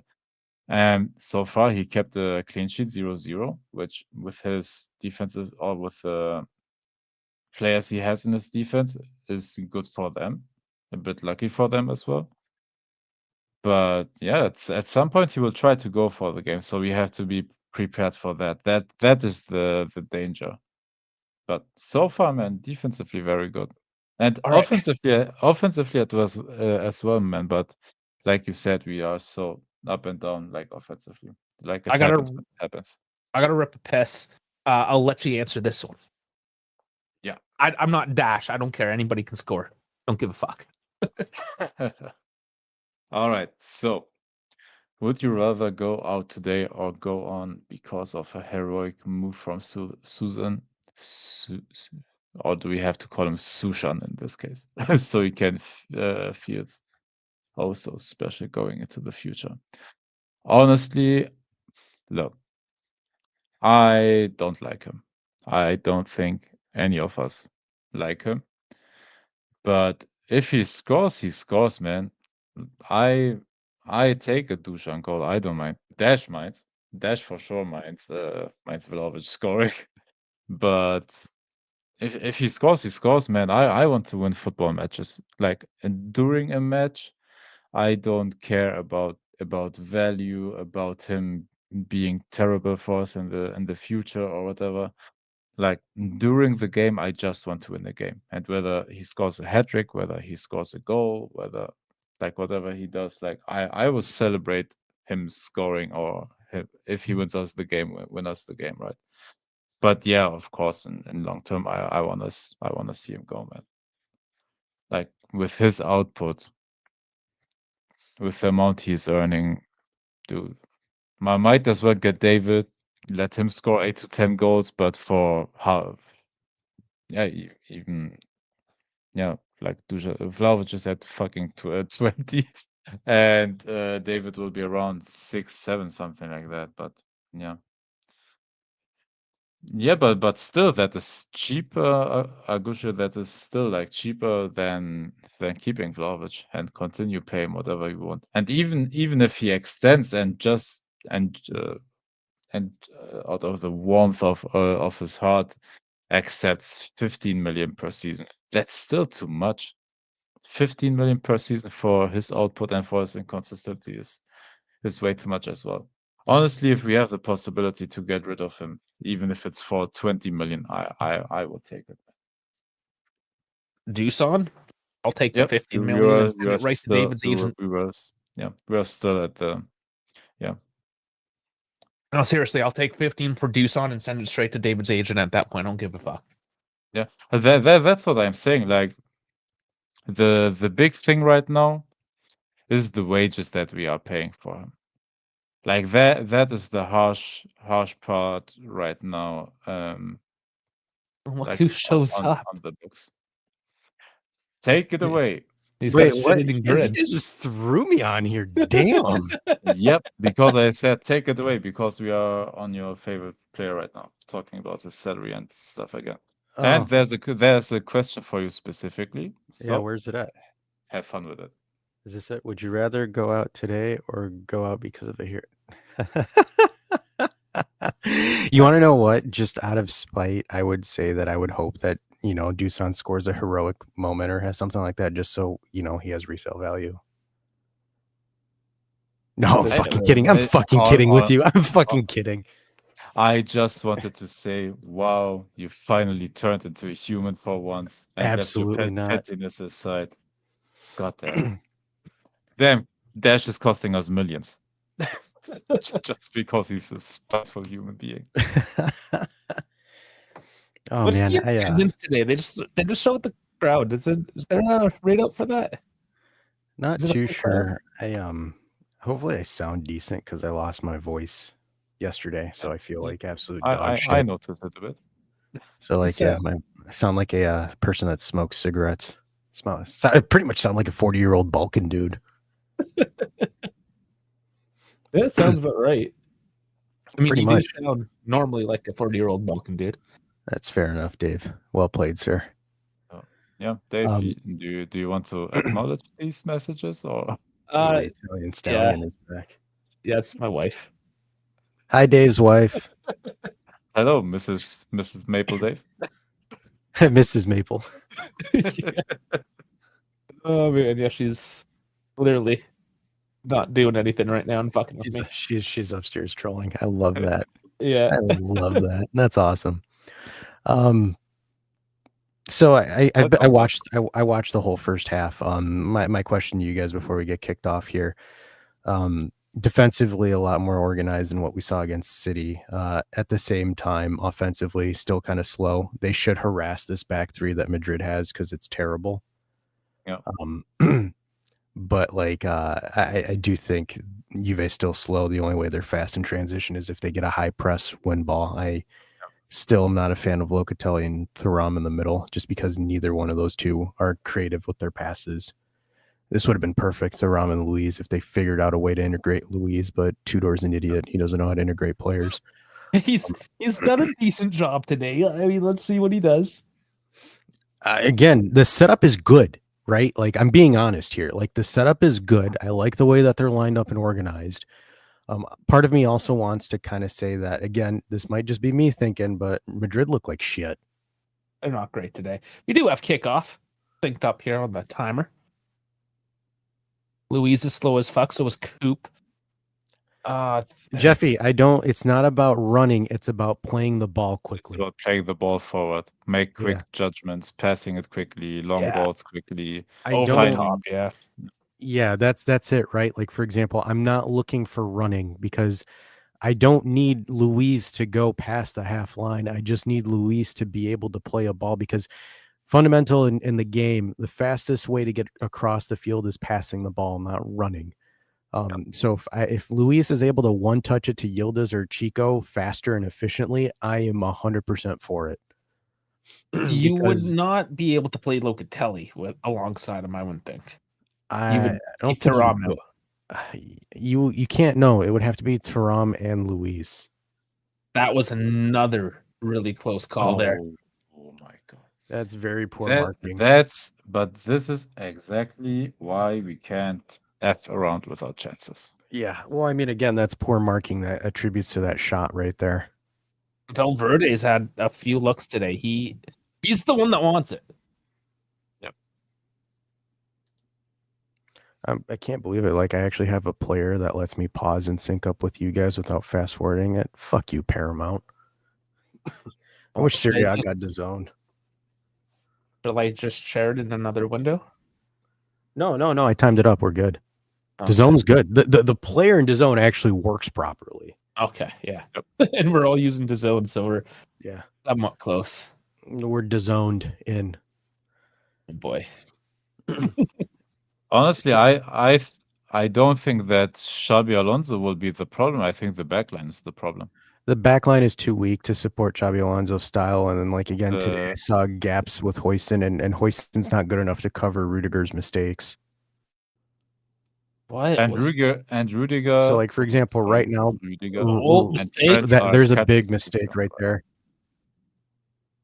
Yeah, Courtois. Yep, mistake there. You guys got to play fast and capitalize here. Thuram carrying it forward. Thuram, you have an option. You have Cambiasso on the right side, and he just keeps looking goalward. This is, again, one of the issues that is present. I've seen this happen twice with Thuram already. But again, like that back line right there with the error with Rudiger and Courtois, Hoyson is not good enough to cover those mistakes. That back line is a walking liability for Real Madrid. One taken short, Cambiasso scoops it over and headed out. So again, this kind of goes on to what German Dave said about us sucking at set pieces. What was the point of that play? Right? It makes no sense to do that. Or at least take a shot, or at least put it in a position where you're able to do a quick 1-2 counter attack through. Oh my goodness, Hoyson missed that again. There was a tug on that play as well. Hoyson, wow. As a center back, you can't let one of a pass like that through, man. You have to clear that. Hoyson got megged. That's Kelly, by the way. Oh my goodness. Y'all paid $60 million for that? But offside. I mean, not enough to cover the mistake. No. What happened to my camera? This is kind of why I was telling people to not stress about Hoyson. Like, oh, foundational piece. It's like, dude, he is going to cause you issues right now. Lacks in concentration. Real takes it and sends it skyward with Trent. Oh, there's Trent. Oh my god. You know, I kind of find it ironic that all of Juve's offensive capabilities have been coming from Trent's side. It goes to show that guy can't defend for shit. They've been cooking him today. Oh, man. That was 4 minutes, I suppose. It felt a lot longer. But we come back to the same argument, man. Like we got ourselves like so many chances. We have to score, because if you don't underestimate this Real team. Even though we have more ball possession, better passing, and so on and so forth. But what is that corner play by Hoyson? There's a corner because of bad defending on Hoyson. Yeah. But man, score your chances, or they still can score on you, man. Yeah, I kind of, also I've been thinking about it. I kind of find it hard how people call this a preseason tournament because it really isn't, because these guys haven't had much of a break before this tournament. Yeah. It's considered by us as a preseason thing. It's not a preseason tournament. No. I'm not saying by us, Dave. Or I just mean, like like the other fan. folks, like, yeah, the fans are saying it's preseason. Like, no, this technically isn't. It has a bit of that to effect. Like when you're playing Al Wadad, sure. Here's Vinny though, out in the open. He's got Loka and slides in, takes that away. Good defending. Pico is gonna get it. Yeah. Who dove harder there? That is hilarious. Because like again, this technically in theory goes in the 24-25 calendar year. So it's technically not a preseason tourney. No, our preseason matchup is against Dortmund. Yeah, because a preseason is when the players have been off for over a month. It's like almost like a postseason in a sense. For the elite teams, it's a postseason. Because as I heard you earlier, German Dave on stream, this thing's only going to get bigger. Yeah, that's what I'm saying. It will like an international tournament every 4 years with the biggest clubs in world football. Like it will get huge, man. I was fuming after Al Hilal beat Man City last night. Were you? Oh, I was fuming. I was so fucking pissed. Oh, I want to challenge you on something you wrote in Discord. Okay. No, seriously, that comment that Goose made pissed me off so bad. People getting angry in the Discord. Oh, I got so pissed. It was such an ignorant comment. Look, Al Hilal, let me clarify. Al Hilal doesn't have a better team than us in general. But that was what my argument was, by the way. No, but you said, what a save by De Gregorio. Another big that their only good players are SMS and Koulibaly, and that's not true. I said notables. I meant that as like notable. I know. I just want to say that Al Hilal is whether you like them or not, no, not you, but I mean the chat, whether we like them or the concept of the Saudi league, whether we like that league or not, and how it got established and all the money. Al Hilal is a serious team, serious players. Yeah. And whether we like Cancelo or not, for example, funny enough, Dal mentioned Cancelo as well. He would be still a productive player for any team that he still can contribute to a Champions League level team. What a save, and it goes over. It was only a matter of time. Like the pressure was just. It was the good Turk that scored. Well, there it is. Juve played around. Real Madrid just needed a chance out of nowhere, and they convert. That's what I said. Got to score chances, man. Yep. Yeah, but it's kind of ironic because Ronaldo said about the Saudi league being potentially top 5. And now everyone laughed at him back then, and now Al Hilal beating it. And everyone's like, Ronaldo can't beat Al Hilal, and then Al Hilal goes out and beats Man City. So I mean, look, man, Messi. I wish I could have been on the show last night if I didn't get called into work. I would have fucking roasted Messi. Yeah. No, but yeah, going back to the Al Hilal thing before we dwell onto this goal, I just wanted to say they're not as crap as people want to. I never said that. I don't think they are. Like it's an actual good team, and something like that yesterday versus Man City can happen because they have the quality and the puncher's chance, and as long as they have that, it's possible. They also have the manager too now. Before they didn't. Exactly. Now they do. Yeah, and now sorry, Dash, comment on how bad or how marking was and how we let Trent, a short guy. We've let a short guy go over our center backs. But look, I mean, let's see how they respond. Usually when we concede, we lose our heads. But oh man, well, yeah, it is all about response now. Do they have anything? They showed something the first half hour. How tall is Arda Güler? That was Garcia. Güler's surprisingly tall. I believe he's. No, Garcia. it was Garcia. Oh, Garcia. He looks short as hell. I thought that was Yeah. Guler that scored for a minute. I wasn't paying attention. No. Chico with a shot. ooh, Oh Lord! not a bad look. The Ram goes down though.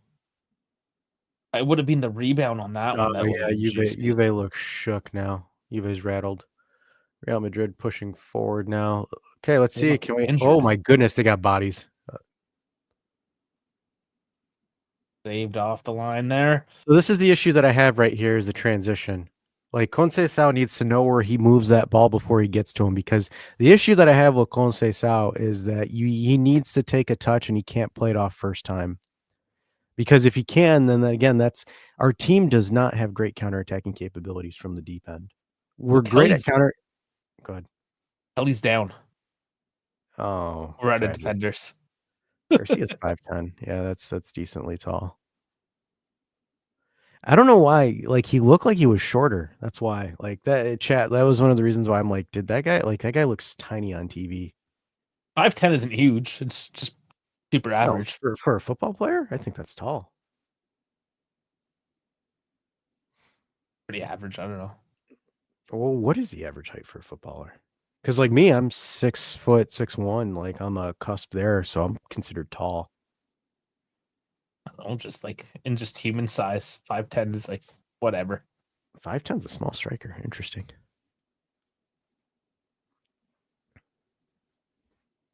Oh wow, yeah, Kalulu was left nowhere. He was wide open on that header. But like again, that's just poor marking. But is that on Kalulu? Because Kalulu was not. on Rüdiger. No, he was Like- on Rudiger, but again, it's just kind of like Rudiger pulled him into no man's land. It's just poor recognition on the defense. It's again, dude. You can't consider that almost as a set piece, and we fuck. Like, It is. That's pretty much what it is. It is a set piece Well, because they gave him time to wind it up. The ball was in Right, yeah, transition like- though, right? Like that wasn't their first attempt. It just kept on piling up the pressure. And that's what happens. You keep on coming at the guy or the team. People start getting out of position more and more. That space opens up and you exploit it. And that's basically what happened there. It wasn't like a static set play. We just got outworked. Yeah. Which is ironic because I thought this coach's philosophy is on work. Yeah, no, you're right. Rodri returned, got on And he top of his ACL injury and played again. But honestly, with our medical record and honestly, I don't want to risk it. Even though I rate the Club World Cup and recognize it as a big tournament. I don't want to risk our Serie A season because we are, I don't know, we want to play Bremer here. You know, ironically, goal aside, our defense looks a lot more different because of Rugani's playing. Mm-hmm. Like that is ridiculously noticeable. Like for example, you see it right there. That's a clearance by, I believe that's a clearance. I know yeah, but it's still like Manchester City players always return like according to their schedule, and they have good medical stuff. But yeah, I don't trust our staff to get to get that done. Yeah, I'm still a little bit perplexed with the Colomuani miss. That was so stupid. Yeah, that was a bad one. So Chico's coming off, and his replacement will be Mr. Kostic. So that means, how are we gonna line up now? Is Kostic going wide, and then Cambiaso's playing as that inverted midfielder, or is he changing? No, what? It's a fourth. What is it? Don't need to tell us. What the fuck is that sub? I don't know. Don't know. Why does that? What is that? Well, let's see what he does. Cambiaso out on the right now. So to kind of go with Dahl's point there, the only reason why Sancho's in consideration is if Porto starts playing hardball, and I think they're using Sancho as like media leverage to kind of pressure Porto into maintaining the price because Porto wants to raise the price for Conceição. Genuinely, I don't want to. Oh my lord, what a shot! Wow. Valverde, take a fucking bow. Yeah. Man of the match so far. What a fucking shot. No, we should be fucking getting our cheeks clapped if it wasn't for Di Gregorio. Well, a lot of things could have been different here. No, yeah, no, absolutely. But like again, kind of like what I mentioned on Discord last night, that really pissed me off was because Al Hilal let 30 shots from City and like 17 of them on target and still won. But Yeah, Al but that Hilal, happens. That is one of those like punches chances games. no, Right? no, I get it, right? But at the same time, they're able to create like double-digit shots as well Yep. themselves. Yep. That's why I was really, really critical on Tudor. But I mean, let's see how we respond here. Set piece play. Di Gregorio clears. Wide open space again for them to reset. The issue is like you shouldn't allow Real Madrid to set up. Okay, so it's a little bit better pressure there. But they're giving Madrid all the time in the world to set up these crosses, and it's effectively a set piece in a sense because they're giving them time to set these crosses up. Now, this is again where I have a little bit of critique on how we're playing because you're at the 61st minute, you're giving Madrid possession, and you give them possession, they're going to be able to take the game away in a sense. So now we're still kind of lined up in a low block, even though we kind of have to chase the game a little bit. So unless they're banking on us doing a high press counter, which it doesn't seem like that's the case, then we could do something. But I don't know. Like to me, Oh I'm my god. watching How Tudor is and he has no idea what he's doing. that was a No. nice press. Forced a mistake, but how do you let the ball Go out. Yeah. Stitch. Or was it Rugani? It is pretty wet out there. He's coming down.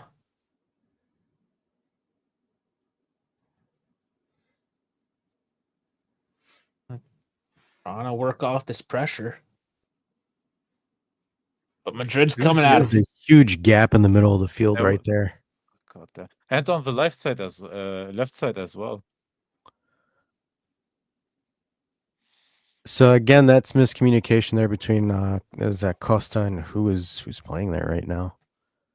I believe Gonzalez? Gonzalez. Yeah, that's Costa is expecting Gonzalez. And again, this kind of tells you what the play style for Tudor is to go wide instead of just doing in the middle because they're programmed to do that in a sense. See, here we go again. Oh my. So let's use some logic here, right? Let's use some tactical logic here.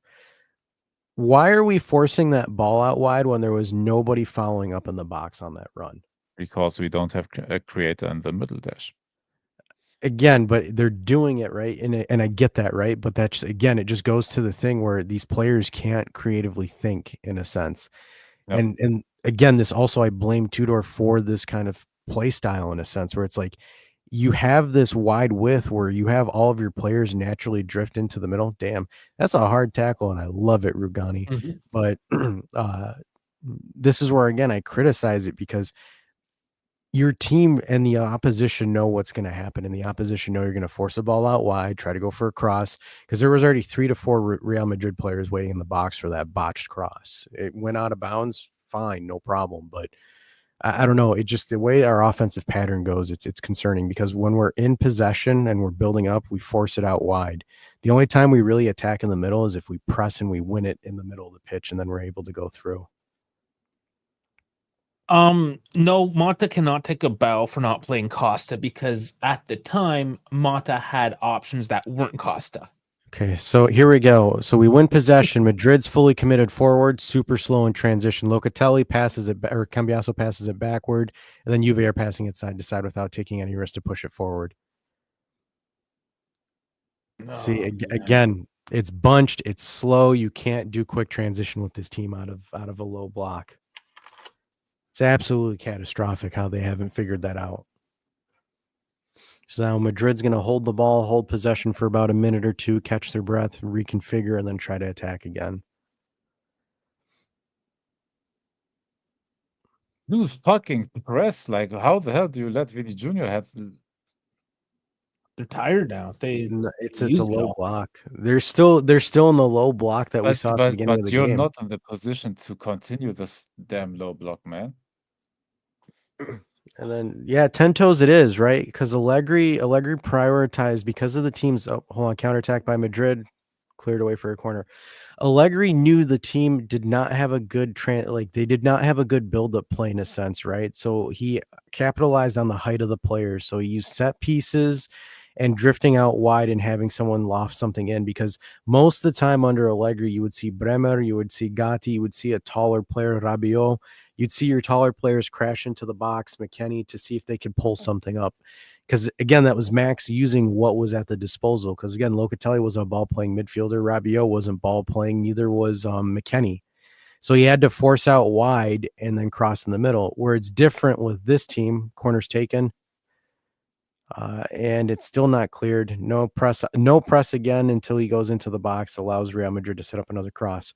But going back to it there, with this team, you have a Conceição, you have, again, a Nico Gonzalez, you have a Yildiz, you have more technical players, but they're still playing monkey football in a sense, or pickup ball, where it's the same stuff with Allegri, but you don't have the personnel to do it with Allegri, because most of the guys that we have are generally short.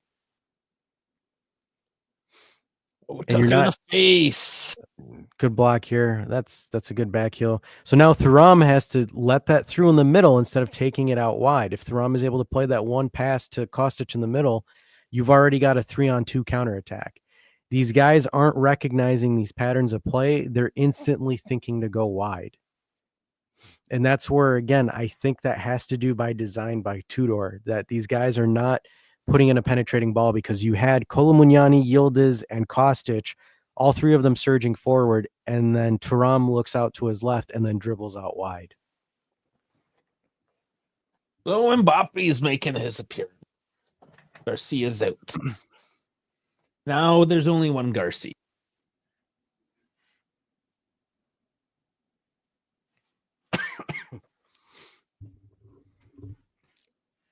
This is going to be interesting to see how they handle that pace. Handle it, eh? I mean, all he has to do is fart and he'll get a boost.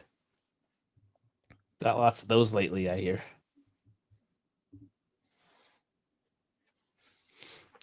Yeah, kind of what Primo's saying, Mike. My concern is these players don't know the concept of what a penetrating ball is.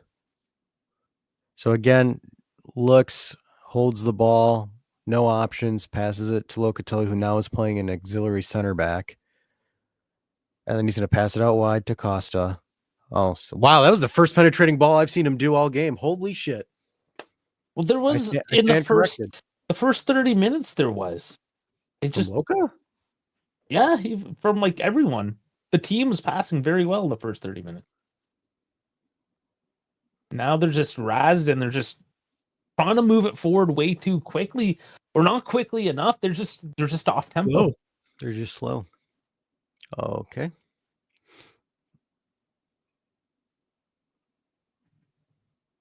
Mbappe already taking looks. Valverde and big deflection. Again, let's see if we can start the transition quickly. So why are Yildiz and Kostic running right next to each other? One needs to overlap the other. Okay, now it makes sense what they're doing. But then again, now you have four players all relatively next to each other. Spread it out wide to Cambiaso. There you go. 1-2 with no, my God. So fucking long. Cambiaso was free the whole time with no one. Fran Garcia was. Why would you do a lofted ball? And will he hit it in Trent's ass? Nope. He passes it back. Wing play in 2025, where the winger looks and then turns around and passes it back. So you have Cambiaso wide open. Nice time to do a nice switch and play. Get some movement, boys. Nico almost sneaks that one. That's not bad, but again, those are low percentage shots. They are. Valverde's had a couple of those. And catastrophic how everybody was in the standstill. Nobody was moving, man. Yeah, there was no movement there.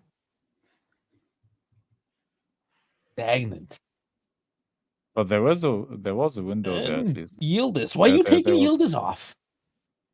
He's your best fucking player, and you're gonna put on Koopman. He's fucking crazy.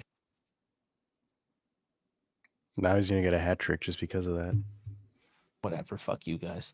Yeah, right. Take more speed off the pitch. Yeah, of course. Yeah, fantastic. That's Tudor for you.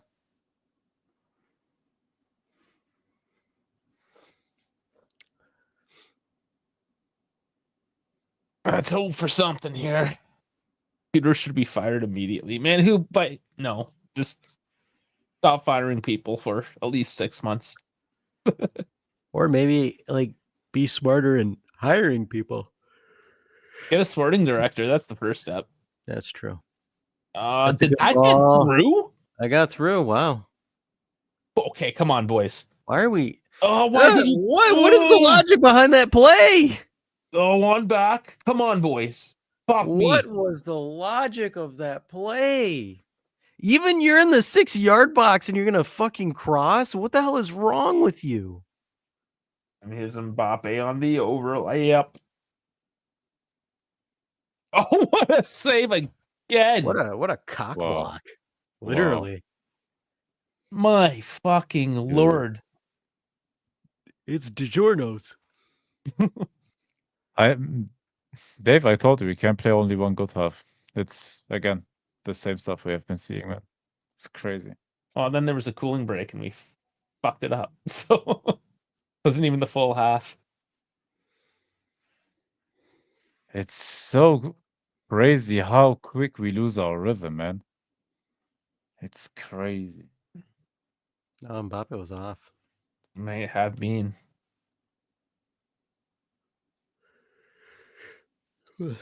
He saved it with his cock. All right. Gap in the middle again. Fantastic. Coop hiding behind a fullback and a midfielder. All right, got a huge gap behind number 15 of Real Madrid that no player is going to exploit. Colo, check down. There's a huge gap Dude, down there. move. Why is everybody standing? Oh, It's Tudor's give your everything, right? so they're much not Grinta. even, they're not even That's trying Grinta. to pull open gaps. Jum and Dave, it's Grinta. You don't know Juve DNA. Tudor played for this club. Oh man. Watch it. I bet you all like the doofuses, if we were to score off of this, would be like, look how masterly, or like Hodgeball, look how masterful Juve were with the absolute slow build up and this and that. And it's like, bro, they didn't even know what the fuck they were doing.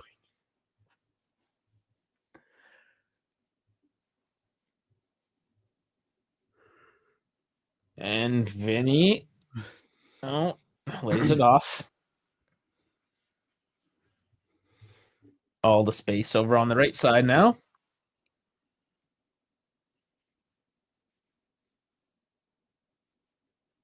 Blowing it down. Letting them settle in, get comfortable.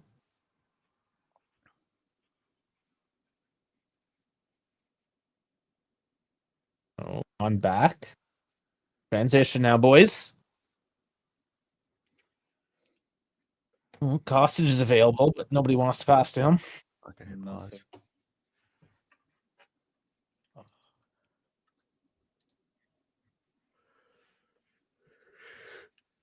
16 minutes. There's a bit of time here. Let's see what You guys, happens. Coops. I swear the zone Germany has better ball knowledge than Tudor. Even the commentators are. Why would you take out your only shifty player, the only one that passes it with speed, or tries to take somebody like 1v1 at least, and that gives you a bit of creativity when you are actively chasing a game and trying to break down a low block of. Why is there a forced cross right there when you had a diagonal backwards ball? Oh my god, the pulled muscle perhaps after that beautiful footwork. He had to take a knee, and let's see if he's okay. More substitutions. Weston McKennie and there's Gatsby. the secret. Oh, I guess that's the 5 subs, right? Or did we make 4 then with these? Well, that would be All right, because the secret weapon was warming up. Hold on, you're not taking off Rugani of all people, are you? Why are you subbing a center back? You're down one. Why are you subbing in a center back?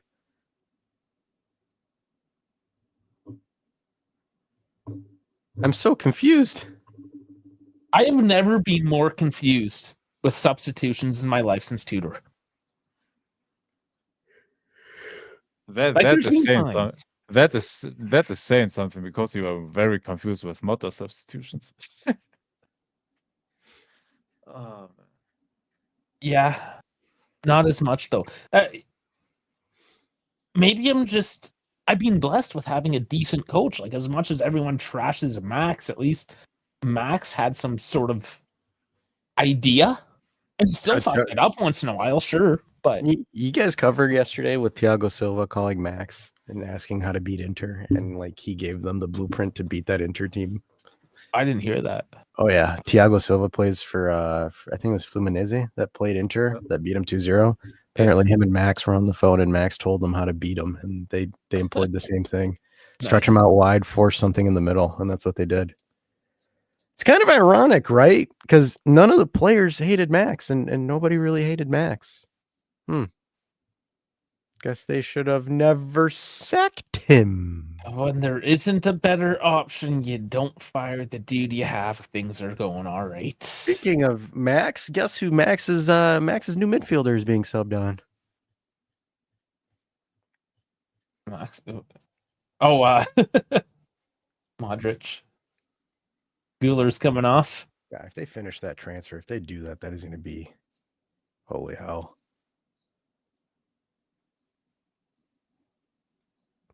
Max and Modric together. That'd be interesting to see. Max is also a dumbass. Tudor's just worse. All right. Let's say who's a genius coach for this guy? Sorry if he says Pep, I'm ending the stream. Well, it's gonna be good to see Max play or coach Milan, because it's gonna be Milan's got a good squad. It's gonna be the best.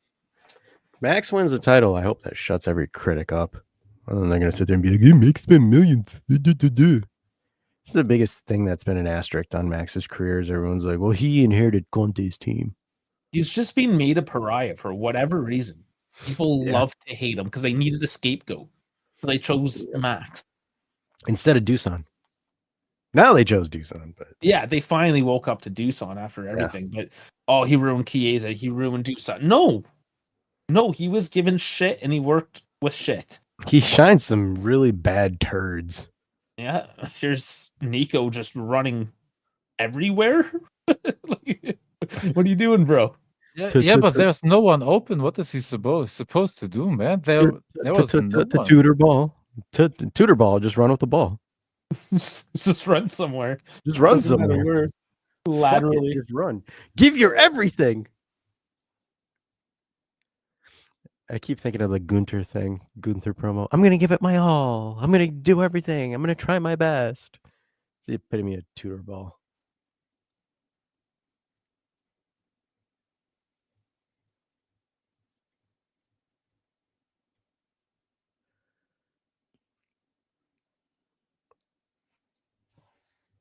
Well, it's good possession, I suppose, if you want to take something positive away from this. I disagree with that. Without Conte, there wouldn't have been Max. You know, Max won. How right? are we right now? Oh, God. See, I think when people try to hit back against Max, crossing the box, hold on. Oh, nobody's there to attack it. Yeah, Colo got it. Late, but he got it. Oh, Cambias for the first guy. Can't get it through. Okay, so here's a theme with people that want to be anti-Max. Is it always turns into a conversation of, oh, well, he's not the best, all these people are better. But the conversation was never about Max being the best. The conversation was Max being a much better option than everything that has replaced him since, both times.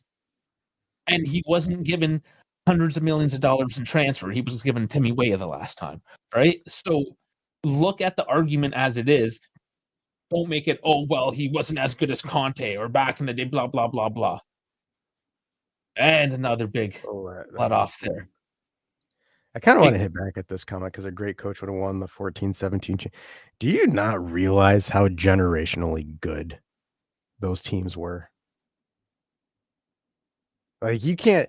Who in the right mind would have beaten MSN with Luis Enrique, and then that midfield of Xavi, Iniesta, and Sergio Busquets? And why is the argument he would have won 14 and 17 when we're not even sure if we're going to make it this year? No, he's talking about like Max should have won those Champions League finals. Do you not realize the teams that we played in those two finals? But Guy has also just mentioned earlier that we're going to finish outside of the top 5. So now the argument again is like, oh, well, Max wasn't the greatest. No, maybe he wasn't the greatest, but at least we weren't discussing whether we were going to get into the Champions League in the first fucking place year to year. You know how many finals Lippy has lost? Like Lippy's lost Champions League finals as well too.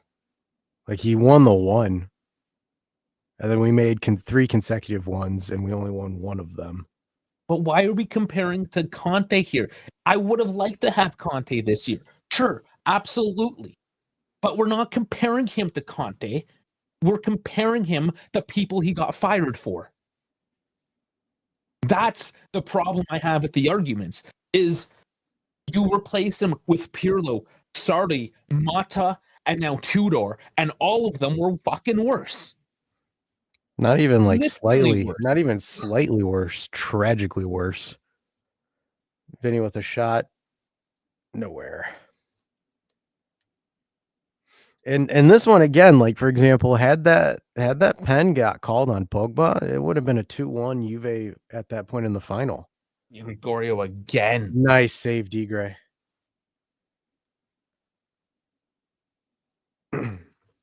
Like that to me again, like if you still think we are here because of Max or because of a specific coach and not because of the team quality, roster quality, because we lost our whole damn leadership at the club because of what we were doing, yeah, And then the money we lost, and then the shit players we got, the shit ego we brought in with Juntuli, who himself brought in a coach with a shitty ego. Bro, are you nuts? He left you guys with a Coppa Italia. And he left you guys with a hell of a budget that you blew on players and a coach that didn't know how to integrate them. If your boss went to you and said, you're not finishing, you have to continue to do your job, but at the end of the month, you're done. Will you give a fuck? He left a perennial top 4 team with a Coppa Italia final, and then the next coach and manager that came in shat the bed. It took till the last day to qualify. Got rid of all your players. They got rid of all the veteran players like Danilo, your captain. Got rid of all these motherfuckers, and then put them in with Coop Miners and Nico Gonz. What the fuck are they doing now? Look at them. What are they fucking doing? You have arguably better players than when he left. What are you on about? No, Dave. No, it is Max's fault that we actively are chasing a game, but when we were around Real Madrid's box, we were 5 players behind the ball sometimes, because that's how you chase a game. That's because of Max. And listen, Sky, we said let's see how he does at Milan. It will be a true litmus test, but I'm not going to sit here and buy the argument that Max was shit. No, but it doesn't mean anything whether he succeeds at Milan, whether he is trash at Milan. The argument is not whether he was excellent for us in the past years. He was not, but we are just saying that everything after that was worse. They're chastising, yeah. And you're not arguing that Max is the greatest coach, like in football history, like created by God. That's not the argument here. It's just Motta has been trash, and quite frankly, Tudor seems to be even worse than Motta. Oh, they're all fucking trash. But we always also forget that when the management left, when there was zero leadership, from the low, mid to the high. There was no fucking management anywhere in that team. Max not only coached the team, but he was the sporting director in situ. Again, knowing that he was going to get fired at the end of all this, took on all these different jobs to keep the team afloat. Yeah, his coaching probably wasn't the greatest in the world, but what other coach keeps He conformed to the team that he was given. And ran it from a managerial level as well, a back room, a front office, and a back office standpoint, right? Like, it's not just his coaching you have to look at. This team was in the absolute fucking dumps. Don't forget, like, we were getting shat on by UEFA and FIFA. We were getting fined. We were getting docked 10 points, 3.7 points, whatever the fuck it ended up being, right? We finished in 7th, didn't get that Champions League money. Like, Max, whatever his faults are, who else would have fucking done that job? Everyone else left. They all fucking left. He stuck around. So who gives a fuck how shitty of a coach he was? He was the only guy left. But this is not how. Yes, he shouldn't be the coach, but this is not how football works. He signed a contract extension until 2027, possibly 28. You can't just fire him now because of this game. That's not how football. No, this is not how football works. And no matter how much we dislike him, we will not fire a coach immediately a month after extending him. Here's the thing: you're talking about who to hire? A fucking sporting director to make the decision on sporting needs, like your fucking head coach. That's who you hire. Dude, I'm sorry, but this debate made me angry again. I can't believe that we are still with some people in a delusional state of saying Max was the biggest problem we had. That's incredible, man. The biggest problem we had, Jesus. It's a whole organization with thousands of people working for it, and it's one dude's fault. The only time it's one dude's fault, it's when it's the lead guy. And that's Papa Elkin, if you're going to blame one guy. No, I mean, Elkin is an absolute idiot. He's the epitome of tea time.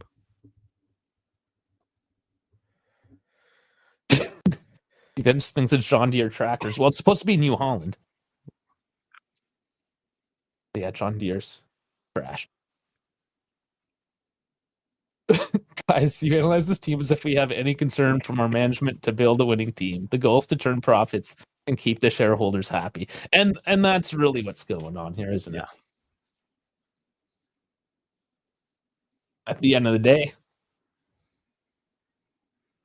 publicly trade. Which sporting franchises are publicly traded? The ones that care about the bottom line. The ones that don't win. Oh, another through ball here. Kostic can't keep up.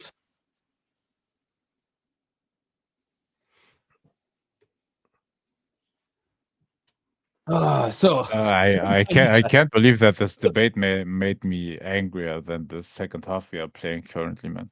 We're coping. That's all this is we're trying to ignore the game ahead of us. The non-existent second half.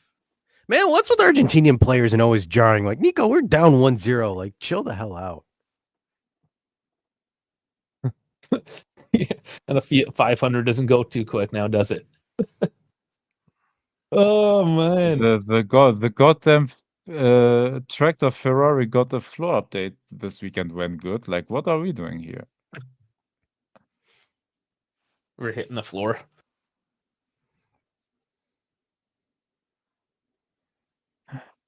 We're getting eliminated, but we didn't expect to only be down by 1 goal.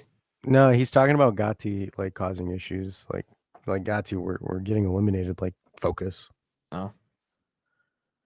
You know what the good news is about all this is we don't have to cover this shit anymore. I'm making stone. No, I'm making pizza. We saved the 1 million that we would have gave the players, right? Invested in a center back in Laporte. That was so stupid. I'm going to give you guys a 30K bonus for beating the problem is. Oh, what an idiot! The problem is there are not a lot of people interested in F1 yet. It's a super congested thing as well. Like, everyone does it. Yeah. 5 minutes added on.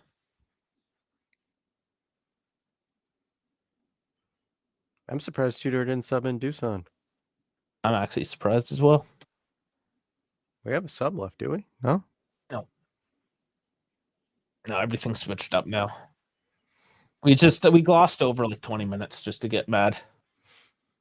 But Primo, Ferrari will bring a rare suspension update to Spa. Everything will fix it. Everything will fix itself after the title is done. After their tea break. Yeah, they're really good at like fighting for second place.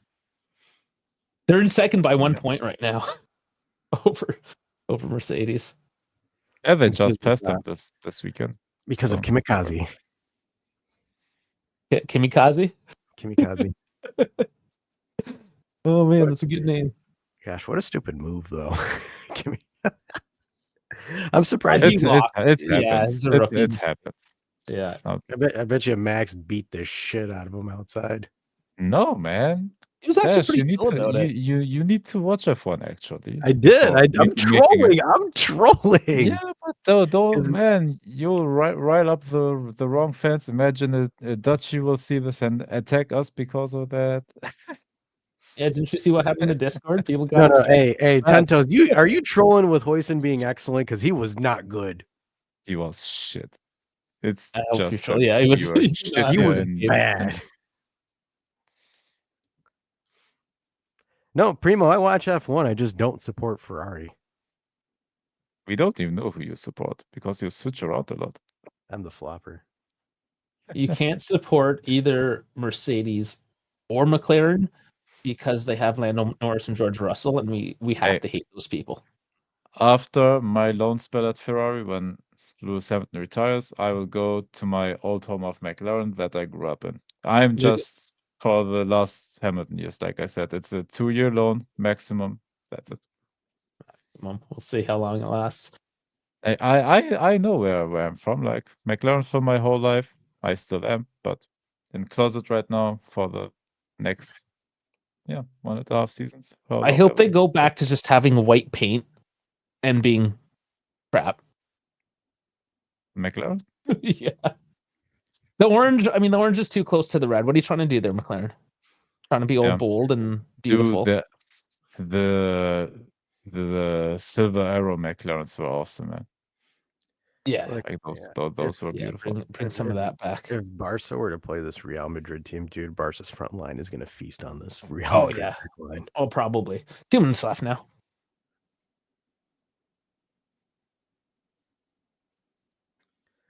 How is he actually? Is this part? Is that connected? I know it's oil money.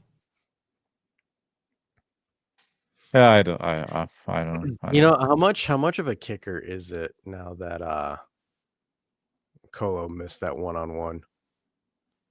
Oh yeah, it's the game of we saw that. Like when this was happening, we knew this was going to turn into that. Get the gun out. It's almost over. Can't wait to fire up the old pizza oven. Oh my lord, the ball went outside. Almost over, guys. What are we gonna do? Are we streaming tomorrow? Do we want to? Well, it's Wednesday. Juve Essentials, Juve sucks. Next episode. Yeah, that's what I want to. I'm open. Or we just do the post game today and we just be done with it. Because we could talk Oishiman and then Oishiman, even though that makes no sense because you're signing Jonathan David and then you're getting. I don't even want to talk about rumors, man. I am not in the mood to. Oh, hey, look at that! We're playing fast now. Fantastic. And is that That's penalty? No penalty. He doesn't give the penalty. Oh, it's because it's Madrid. I don't even know if it was a pen or not. I'm just trolling. Gotti, why are you getting into a foot race with Jude Bellingham? You slow motherfucker. Just play the ball. Thanks, buddy. Okay, pass the ball now.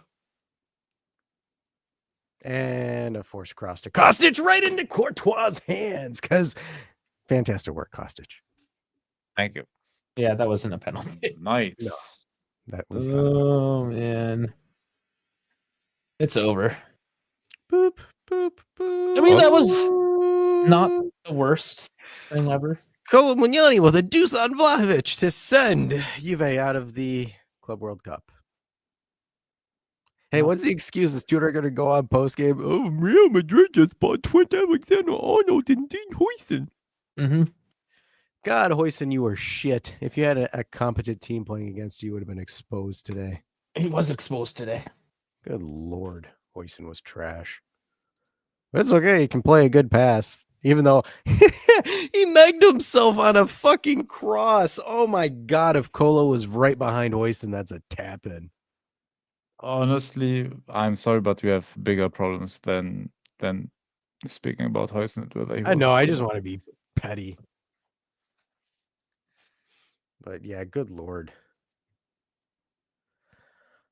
Well, Yeah. the only person that could save us is Federico Bernardeschi. Did you hear Insigne has terminated his contract and he's a free agent again? And Bernardeschi as well. I didn't see Bernardeschi. Yeah. I didn't see that one. Both Italians terminated the contract with. Oh shit! How come that one didn't pop up? Yep. The fuck, Twitter! You're doing a shit job. I'm trying to follow too many different things. That's the problem. So I just get a lot of really shitty news instead of a little bit of good stuff. I know that feeling. Oh fuck. Well, Yeah, I mean, what is that to debate, Ron? Or what is that to say? Like, we had a very good first half where we actually played quick, sliced through their defense, and then a small break, and game went to shits because we can't keep a rhythm for the whole game. Yeah. And then second half catastrophic, like no movement. Even I'm not even saying like we were even in this shitty second half. Like, it was decent enough, like defensively, but goddamn, like we didn't move the ball quickly. We didn't try to slice through them. We didn't even try to use the wings properly because guess what? Whoever had the ball in the build-up just made a U-turn and passed it back. It was again back passing FC. So yeah, what's there to say, man? Yeah. Another season without an offensive concept, another coach without an offensive concept, and another season with players that have no clue how. Yeah. I saw an X. Apparently, Max Statman was like halfway. This guy's getting sacked halfway through the season. I'm like, yeah. So our next game is August 10th against Dortmund. We have 5.5 weeks before we have to do this again for Juve, anyways. What's gonna happen in that time? I don't know what you people. I'm gonna get canceled like Don Cherry for saying you people, but the chat. I mean, we don't know what the answer is. You're all stating the obvious. We're in trouble. We have no direction. The coach sucks. Yep. You don't have a sporting director. that's the first fucking thing. So the resolution for all of that is join us on the Euro Dive. Where we cover winning teams. Well, there's always going to be a winning team and you cover everything. Oh, interesting games, at least. That was sort of an interesting game. So it's just, again, this is like, and I'm calling him out because Goose is like, how's this Tudor's fault? Like, how do you sub off Rugani and Yildiz when you're down 1-0? Like, I'm getting irritated with this. Oh, it's the players. Like, what? When we said it was only so good, sure, but like when we said that during Max's final season, everyone's like, no, it's not just the players, it's the coach. And it's like, now when we're like, hey, the coach is a dumbass. Oh, it's the players. Why is this such a shift? Scapegoat, opium. Like this is ridiculous. Like I criticized it against the City game. What are you doing with your changes? There has not been a game that Tudor has coached where I've been happy with the substitutions. Like I don't know what to say. I don't know what to say. I swear to not even see him for. How the hell are you going to sell him if you are not playing him? There's that. Like, I don't understand this. This is stupid. And with all due respect, say what you want about Luis, but he has the best passing ability on this entire roster. Short passing game is it's better than anyone here. Maybe Yildiz rivals him in creativity, but Douglas Luis is one of the best short passers on this roster.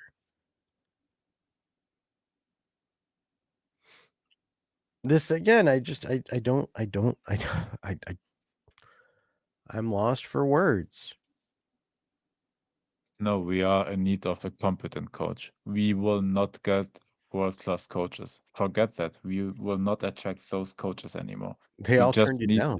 We just need a competent guy that has an idea of football or a certain philosophy that can follow that philosophy.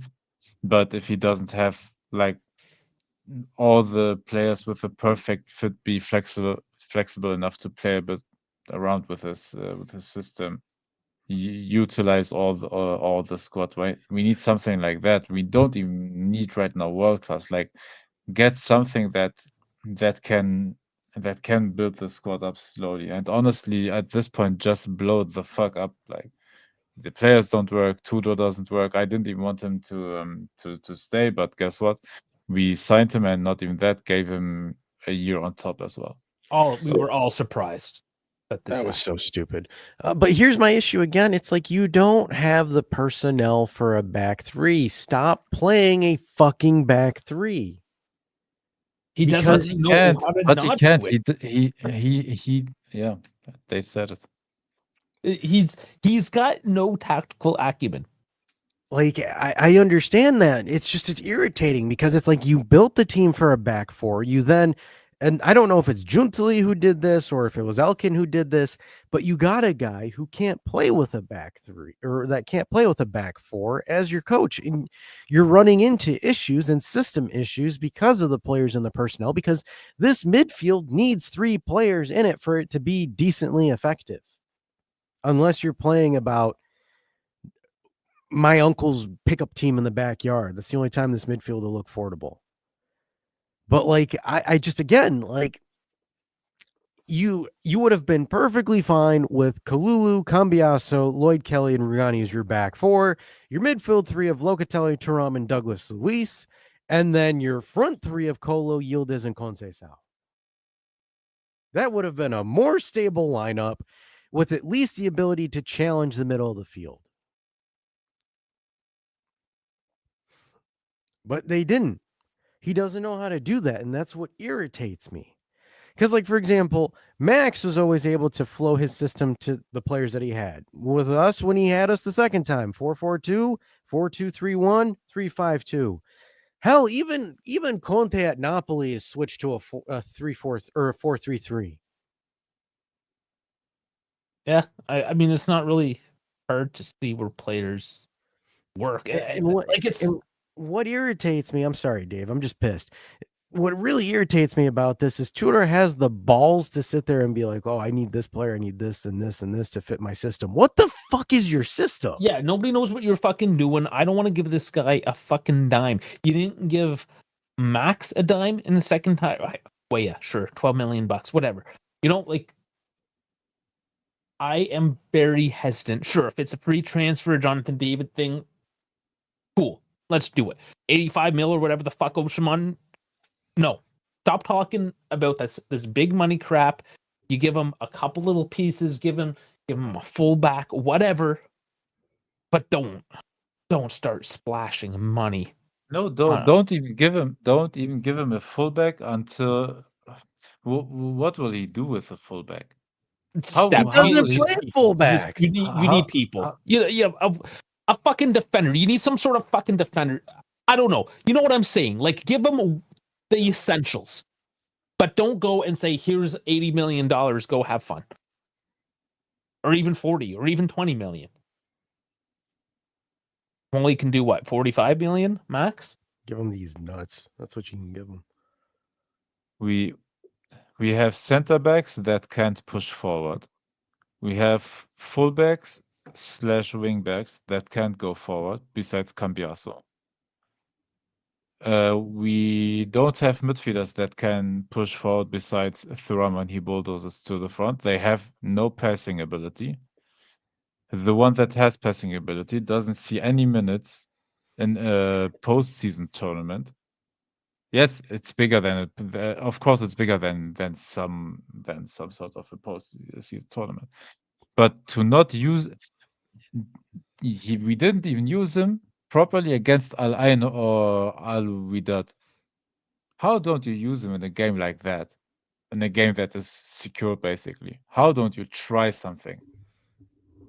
Or wait to start Rugani against Real Madrid. And then we have and then we have strikers that aren't trash. Sorry, but Colombiani is trash as well, and I said that.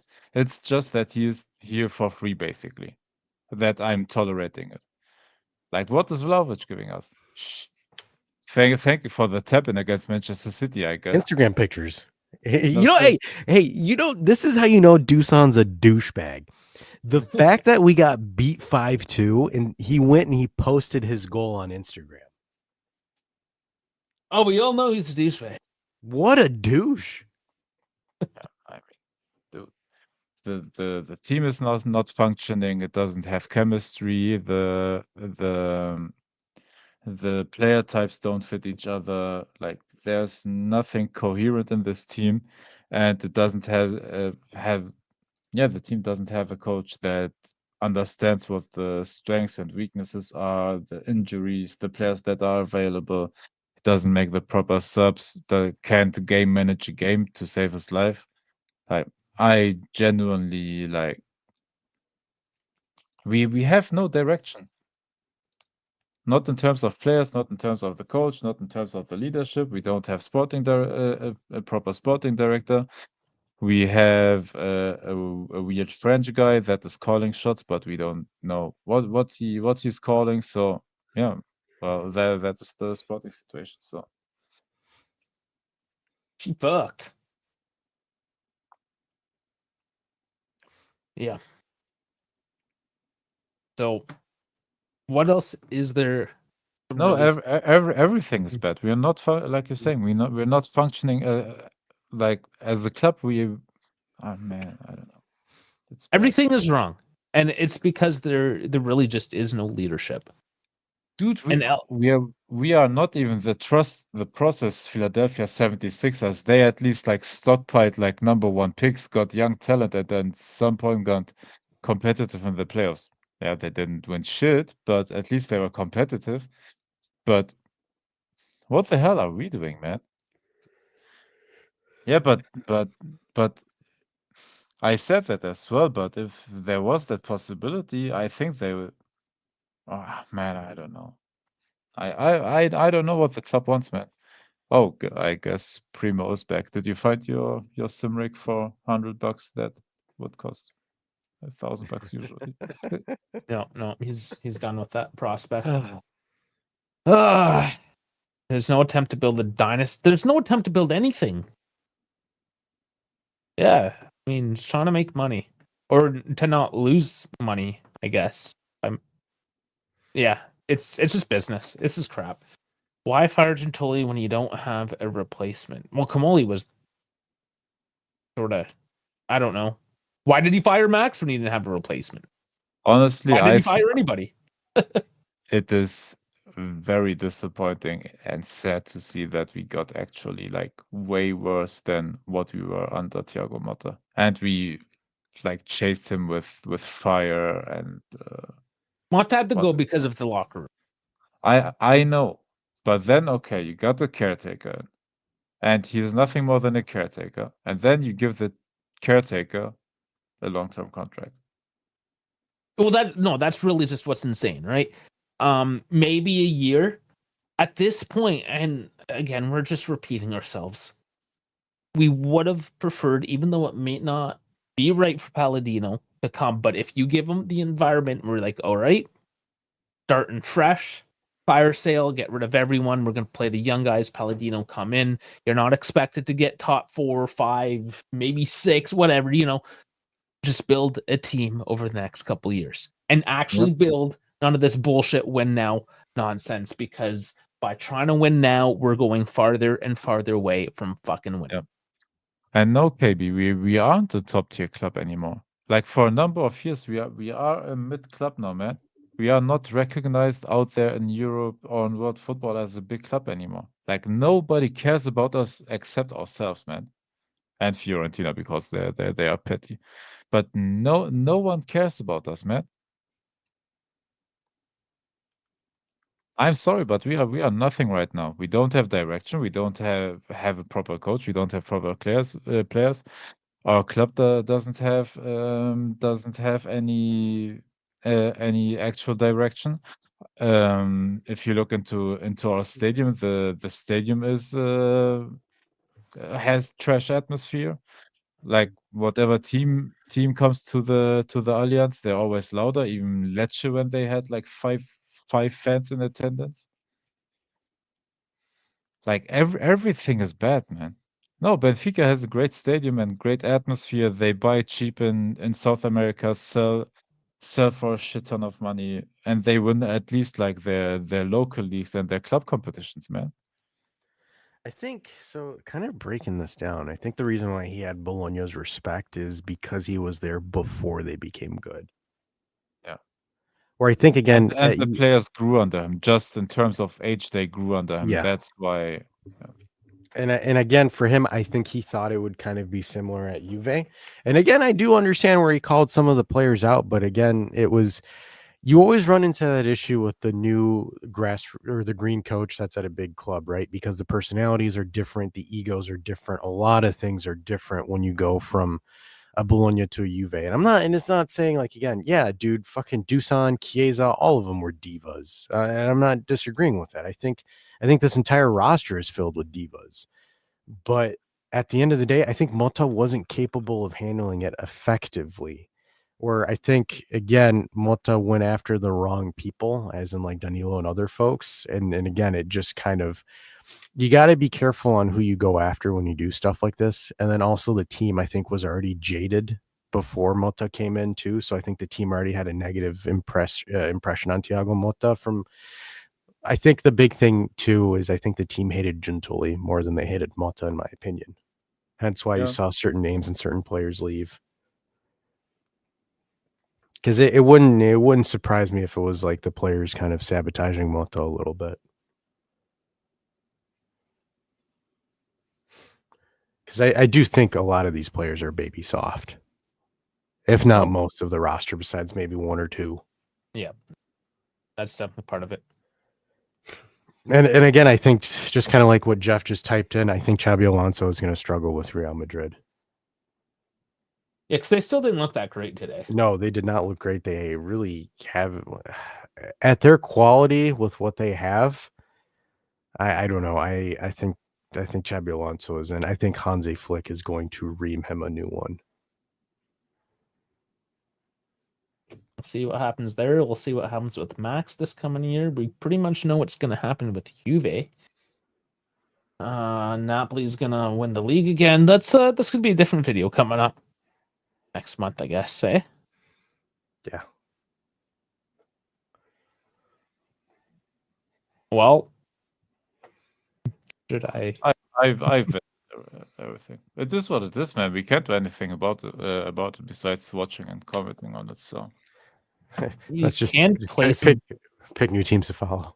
We can play some very relaxing music. Yes, just choose one besides the middle one. That Atalanta team. I think it'd be more entertaining watching Hertha Berlin than Tudor's Juve. Yeah, at least a full stadium with atmosphere. I know, that's what I'm saying. I might just be a Hertha Berlin fan until Tudor gets fired. Yeah, we should watch it. Yeah. I can learn some German and I can start swearing in German. I tried to be a Toronto FC fan, but that didn't work out either. Yeah. Just being an MLS fan in general didn't work out for me. Too snobby for that shit now.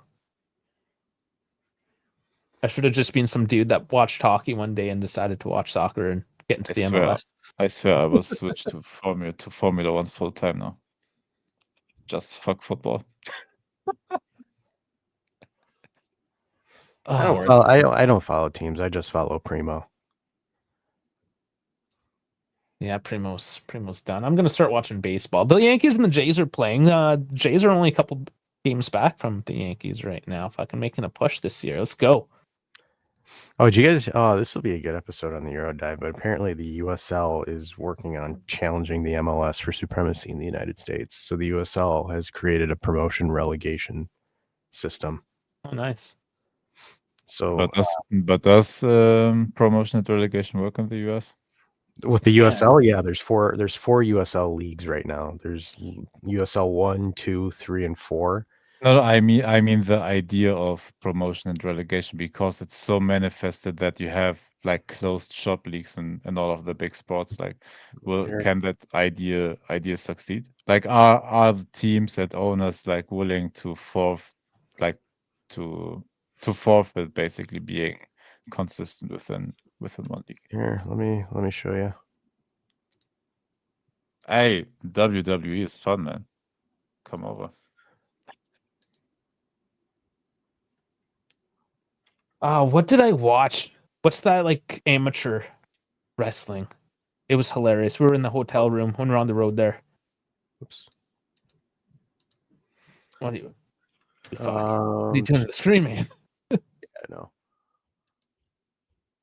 Because right now, like the USL is like USL 1 is considered like the championship as far as that. But Jägermeister Cup, so it's the Germans once again. Well, it'll be interesting. The MLS has proven that it's a bit of a joke. It's trying way too hard to be something that it's not. Trying to see, because I forgot the names of it, but it's 3 leagues, right? The second tier USL Championship division and the amateur USL League. They're going to make it like a Premier League, a Championship, and a League One. That's what they're doing. That's not bad. Okay, but they need to stop using these European terms, because everyone knows having a Premier League and then a Championship League is confusing as fucking hell. Like, what's better than the other? Americans, you gotta make it nice and simple for them, right? Especially when it comes to sports. Well, and this is what makes it interesting, because, like, for example, the MLS, you need to pay $500 million for an expansion fee, and then like millions of dollars in infrastructure. Yeah. So I think, again, personally, if you're looking from more, because USL games, I don't know if anyone here watches USL or not, but like I have a USL team in Detroit City FC. They're sold out. Every game is practically sold out. Like, it's sold out to the point where they're building a stadium in Corktown now. That's like twice the size of what they're currently playing at. USL's teams are, again, small market but grassroots. But again, it's just like, for example, like it's mirrored. I think Tampa has the Rowdies. I think that's their USL team. But to answer that comment there, but I recommend people, if you live in the US and if you have a USL team that's in your city, go watch a USL game. They're fun to watch. Great atmosphere, great fans. Do they play in a similar league format that is close like to the European leagues, or do they do that? They're working on doing playoff stuff as well. They want to. So this is what it currently is. Because if you go for a sort of like European style, that's maybe a way you can establish teams. Like, you can establish teams, build players, build talent slowly. Like, if you have the promotion and relegation system helps establish teams. Honestly, the worst team get relegated, the better teams get promoted, but that way you can slowly build quality and have, like, at some point, the football stories of a smaller team getting promoted, one of the big teams maybe misfunctioning and all of that.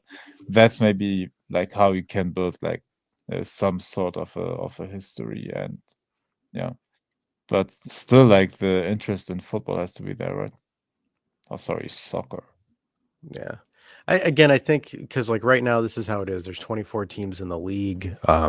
12 split in each conference, and then they do playoff style. This is going to be revamped where it's promotion and relegation between the 3 USL leagues, and they're hoping that will at some point rival MLS, because there's no draft in this, right? It's not like like anything like that. Primo, you should go watch the games. Like if you want like an actual it's called the Northern Guard. That's Detroit City FC's Ultras. It's pretty cool. I'm not gonna lie. Like as far as like what they do for the city, and then also just kind of like how the Ultras are in general. Like it's pretty good stuff. I recommend it. If you live in Michigan and you want to go see, a grassroots team play DCFC, I kind of don't like with what they're doing with the infrastructure, with their youth systems, because they're buying out all the indoor arenas and fields and treating them like shit. But as far as the team goes, it's entertaining. I might not agree with their business practice, but the team is still pretty fun to watch, pretty fun to go to. See if I can find like some images of their Ultras. I think they're called the Northern Guard.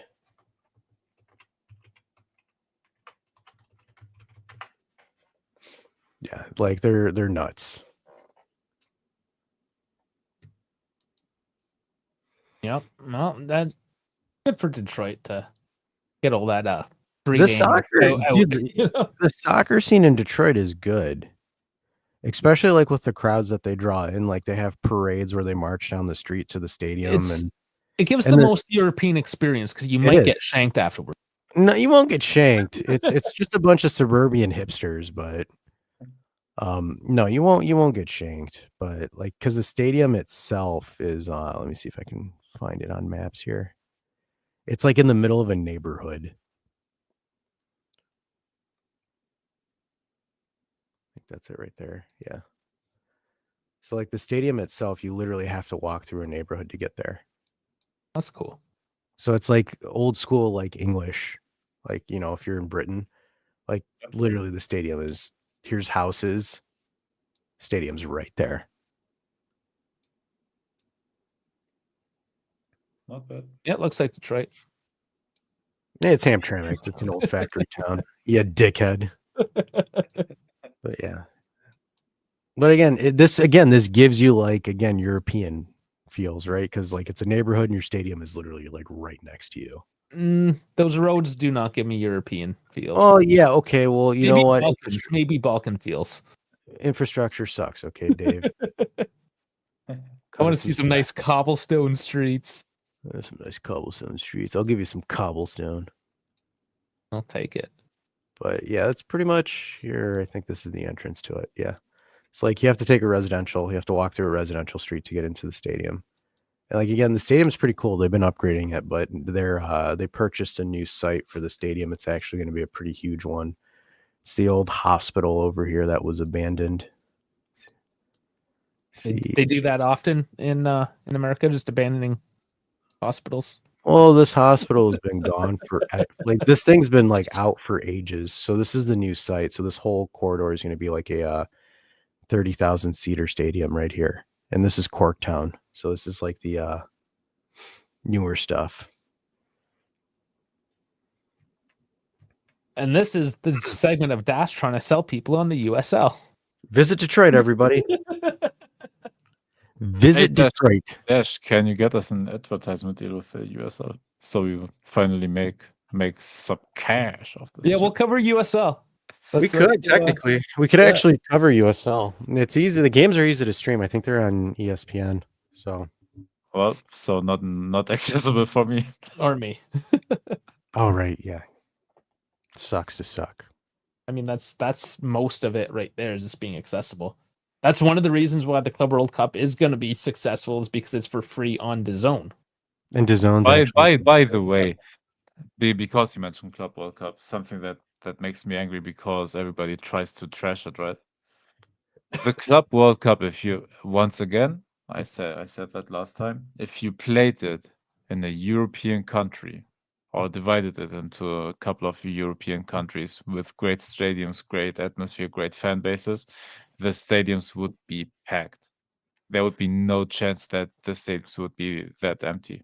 Well, here's the issue with that. The reason why a lot of the stadiums are empty is because they're playing games in the middle of the fucking workday. That is part of it. Because, like, for Yeah. example, 12 o'clock in the United No, States. no, but Yeah. even then, Dash, if it had been a European tournament, even at work days, there would be a lot of travel. Because Europeans don't work, whereas Americans do nothing but work. Because, They like, for live at example, work. here, Yeah. so like, being the only American on the stream here, I can tell you guys that like most people are free to do stuff after 6 p.m.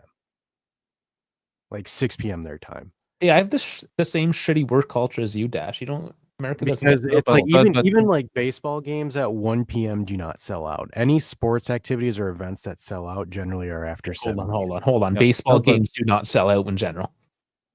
No, they Look, do. but my argument is yes, and in theory, had it happened in Europe, the games would start at, I don't know, 6 p.m. or 8 p.m., something like that, European time. But even if it would be a midday match, I think people would still like use it as a vacation or whatever, and the stadiums in Europe would still be full. Like Italians, like let's Well, say hypothetically it's in yeah. Germany or Italy or whatever. Like Germans would travel to Italy, Italians to Germany, the French would travel everywhere. The Dutch, dude, the Dutch were in Austria right now. Like a third of the Dutch population went to Austria for an F1 weekend, right? Well, Like yeah, but remember, German, that's what I'm saying. remember, German Dave, because like, what is the cost for you to go from Germany to France? Airline airfare, what, 20 Cheaper than euros? it takes to go from state to state. Because, like, for example, if I were to fly here, fuck it, I'll do it right now. No, If I were, I know I get your argument, but that's why I'm saying like in the European countries where you have already like the game of football established, where the travel is close, that would have been way better for this tournament. People But now wouldn't here's travel the as thing. much. Here's the thing, though. You can put half the amount of people in a stadium in the States, but you're gonna sell 4 times the amount of beer, and that's where you really make the money. Europeans drink a lot No. of beer in stadiums, man. No, not compared to like we had this discussion. I think it was with Primo. How it was one of the Italians, anyways. That you go to Italy and nobody. It was Eddie. Yeah, you go to Italy and nobody buys a beer because they're too fucking cheap. Yeah. so They drink before and after, but they won't drink at the game because they're just poor bastards. So just like here, like statistics, right? Like if I were to fly, because Juve played in Orlando, so if I were to go from Detroit one day there and back, or there and back flights, $360. Yeah, some of the stadiums in the US are bigger than Europe. Not, but if you have like the Bernabeu, for instance, I mean that thing's And then huge. And then same thing what 10 Toes Down is saying, like even Monday and Thursday night football games don't do as well as Sunday. Again, it's usual, right? Like that's the thing. Though it depends, right? If your team is good and you're playing on Monday night, those games, just the atmosphere is different. Because I've been to Lions Monday night football games, and it's, especially now that they're good, it's a totally different thing. Well, that's the North American thing as well, right? If your team is doing well. So yeah, I saw Salvatore saying the Yankees sell out every game except 3 p.m. on Wednesday. Yeah, they typically sell out. But the Arizona Diamondbacks never fucking sell out, for instance, because if you're a shit team. Whereas in Europe, these fans bleed. I think the issue with it is, with it being in the United States, is like you're not expecting a bunch of like the club fans to travel.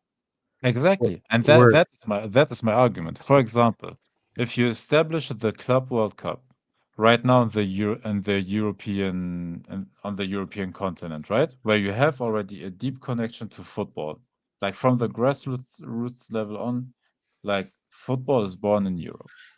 And if you get those fans, trust me, those fans will travel to games. It's in the summertime. They will make vacations. They will find the time to go to the games and stadiums. Yeah, absolutely, right? Like, and if I'm in Asia, it's cheaper and it makes more sense for me to fly to Europe. And that is the point. Us Europeans, we care about football, and we would make the time, and stadiums would be packed, and that would have made it a bigger or a better picture, like for the long term. And maybe that would have helped to have it, I don't know, in 4 or 8 years or whatever in the US, when the Club World Cup is already established as a big international level tournament. And I think that is what have worked better for it in Europe. And Yeah, of course, the there are a lot of jobless Europeans, of I course. think But the only the stadiums would be full. The atmosphere, the atmosphere still in a lot of these games are is great, but it's mostly down to the South American teams. yeah, I think again, mostly the only with it being in Europe, I think the only thing it would hurt is the South American teams to travel to Europe. I think that would be the only thing that would be the issue is for the South American fans to travel to Europe. But because I know, lose their advantage. But even then, for World Cups, they travel, man. They still pack the stadiums. that's what I'm saying. They still do that. I can't envision MLS fans traveling, but again, most Yeah, MLS fuck teams don't MLS have a fans. big they No. don't have a big fan base. Fuck no. Maybe a couple of them, but Exactly. That's also what people have been saying. Like the first Club World Cup, right? In the country that has Hey, won you like should have the did it in most World Uruguay. Cups. Like that would have been something as well. Like, okay, like Europe was an example, but if you make, I don't know, play it in Brazil, play it in Argentina, that would be great for atmosphere as well. Stadiums would, dude. Even if you have like real, I don't know, Auckland City playing against, I don't know, name another Al Ain or whoever. Like the South Americans will always still fill the stadiums, right? Even though they don't care about those teams, like they will still go to the games. I'm kind of curious. I'm curious to see how this World Cup goes next year because '94 was one of the best World Cups in history as far as attendance and just atmosphere. So I'm curious to see what that they do with that. I will give credit for FIFA on this that the grass for the stadiums have been phenomenal compared to Copa America last year because the turf last year was fucking atrocious. But I think that's because CONMEBOL can't afford grass. Just because a lot of the stadiums that they're playing in use turf, but FIFA actually paid the stadiums to put grass in there. And it's a demand of the FIFA, and the teams wouldn't accept like turf stadiums and to play on that. So I'm curious. I'm curious to see how it goes next year. Who knows? Maybe it'll be playing by then. it'll sell it. Here's the thing: is that North America, full of immigrant families. Even when you're like second generation like me, I'd still want to go out and watch Italy if they can manage to make it to the fucking World Cup.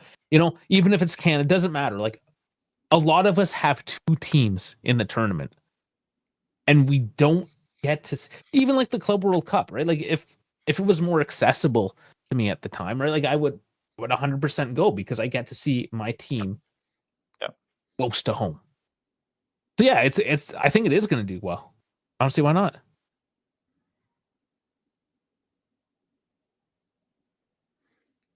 All right, awkward silence. Yeah. No, I have nothing to add on this topic. He's like, I've cooked enough. Beautiful music is playing softly in the background. Did we play today? So I didn't know. What? I'm just joking. All right, everyone. Thanks for tuning in. And we lost. Yeah, we lost. Well, anyways, everyone, we'll see you next time. Like and subscribe. Send nudes. Feedbacks. Oh, yeah.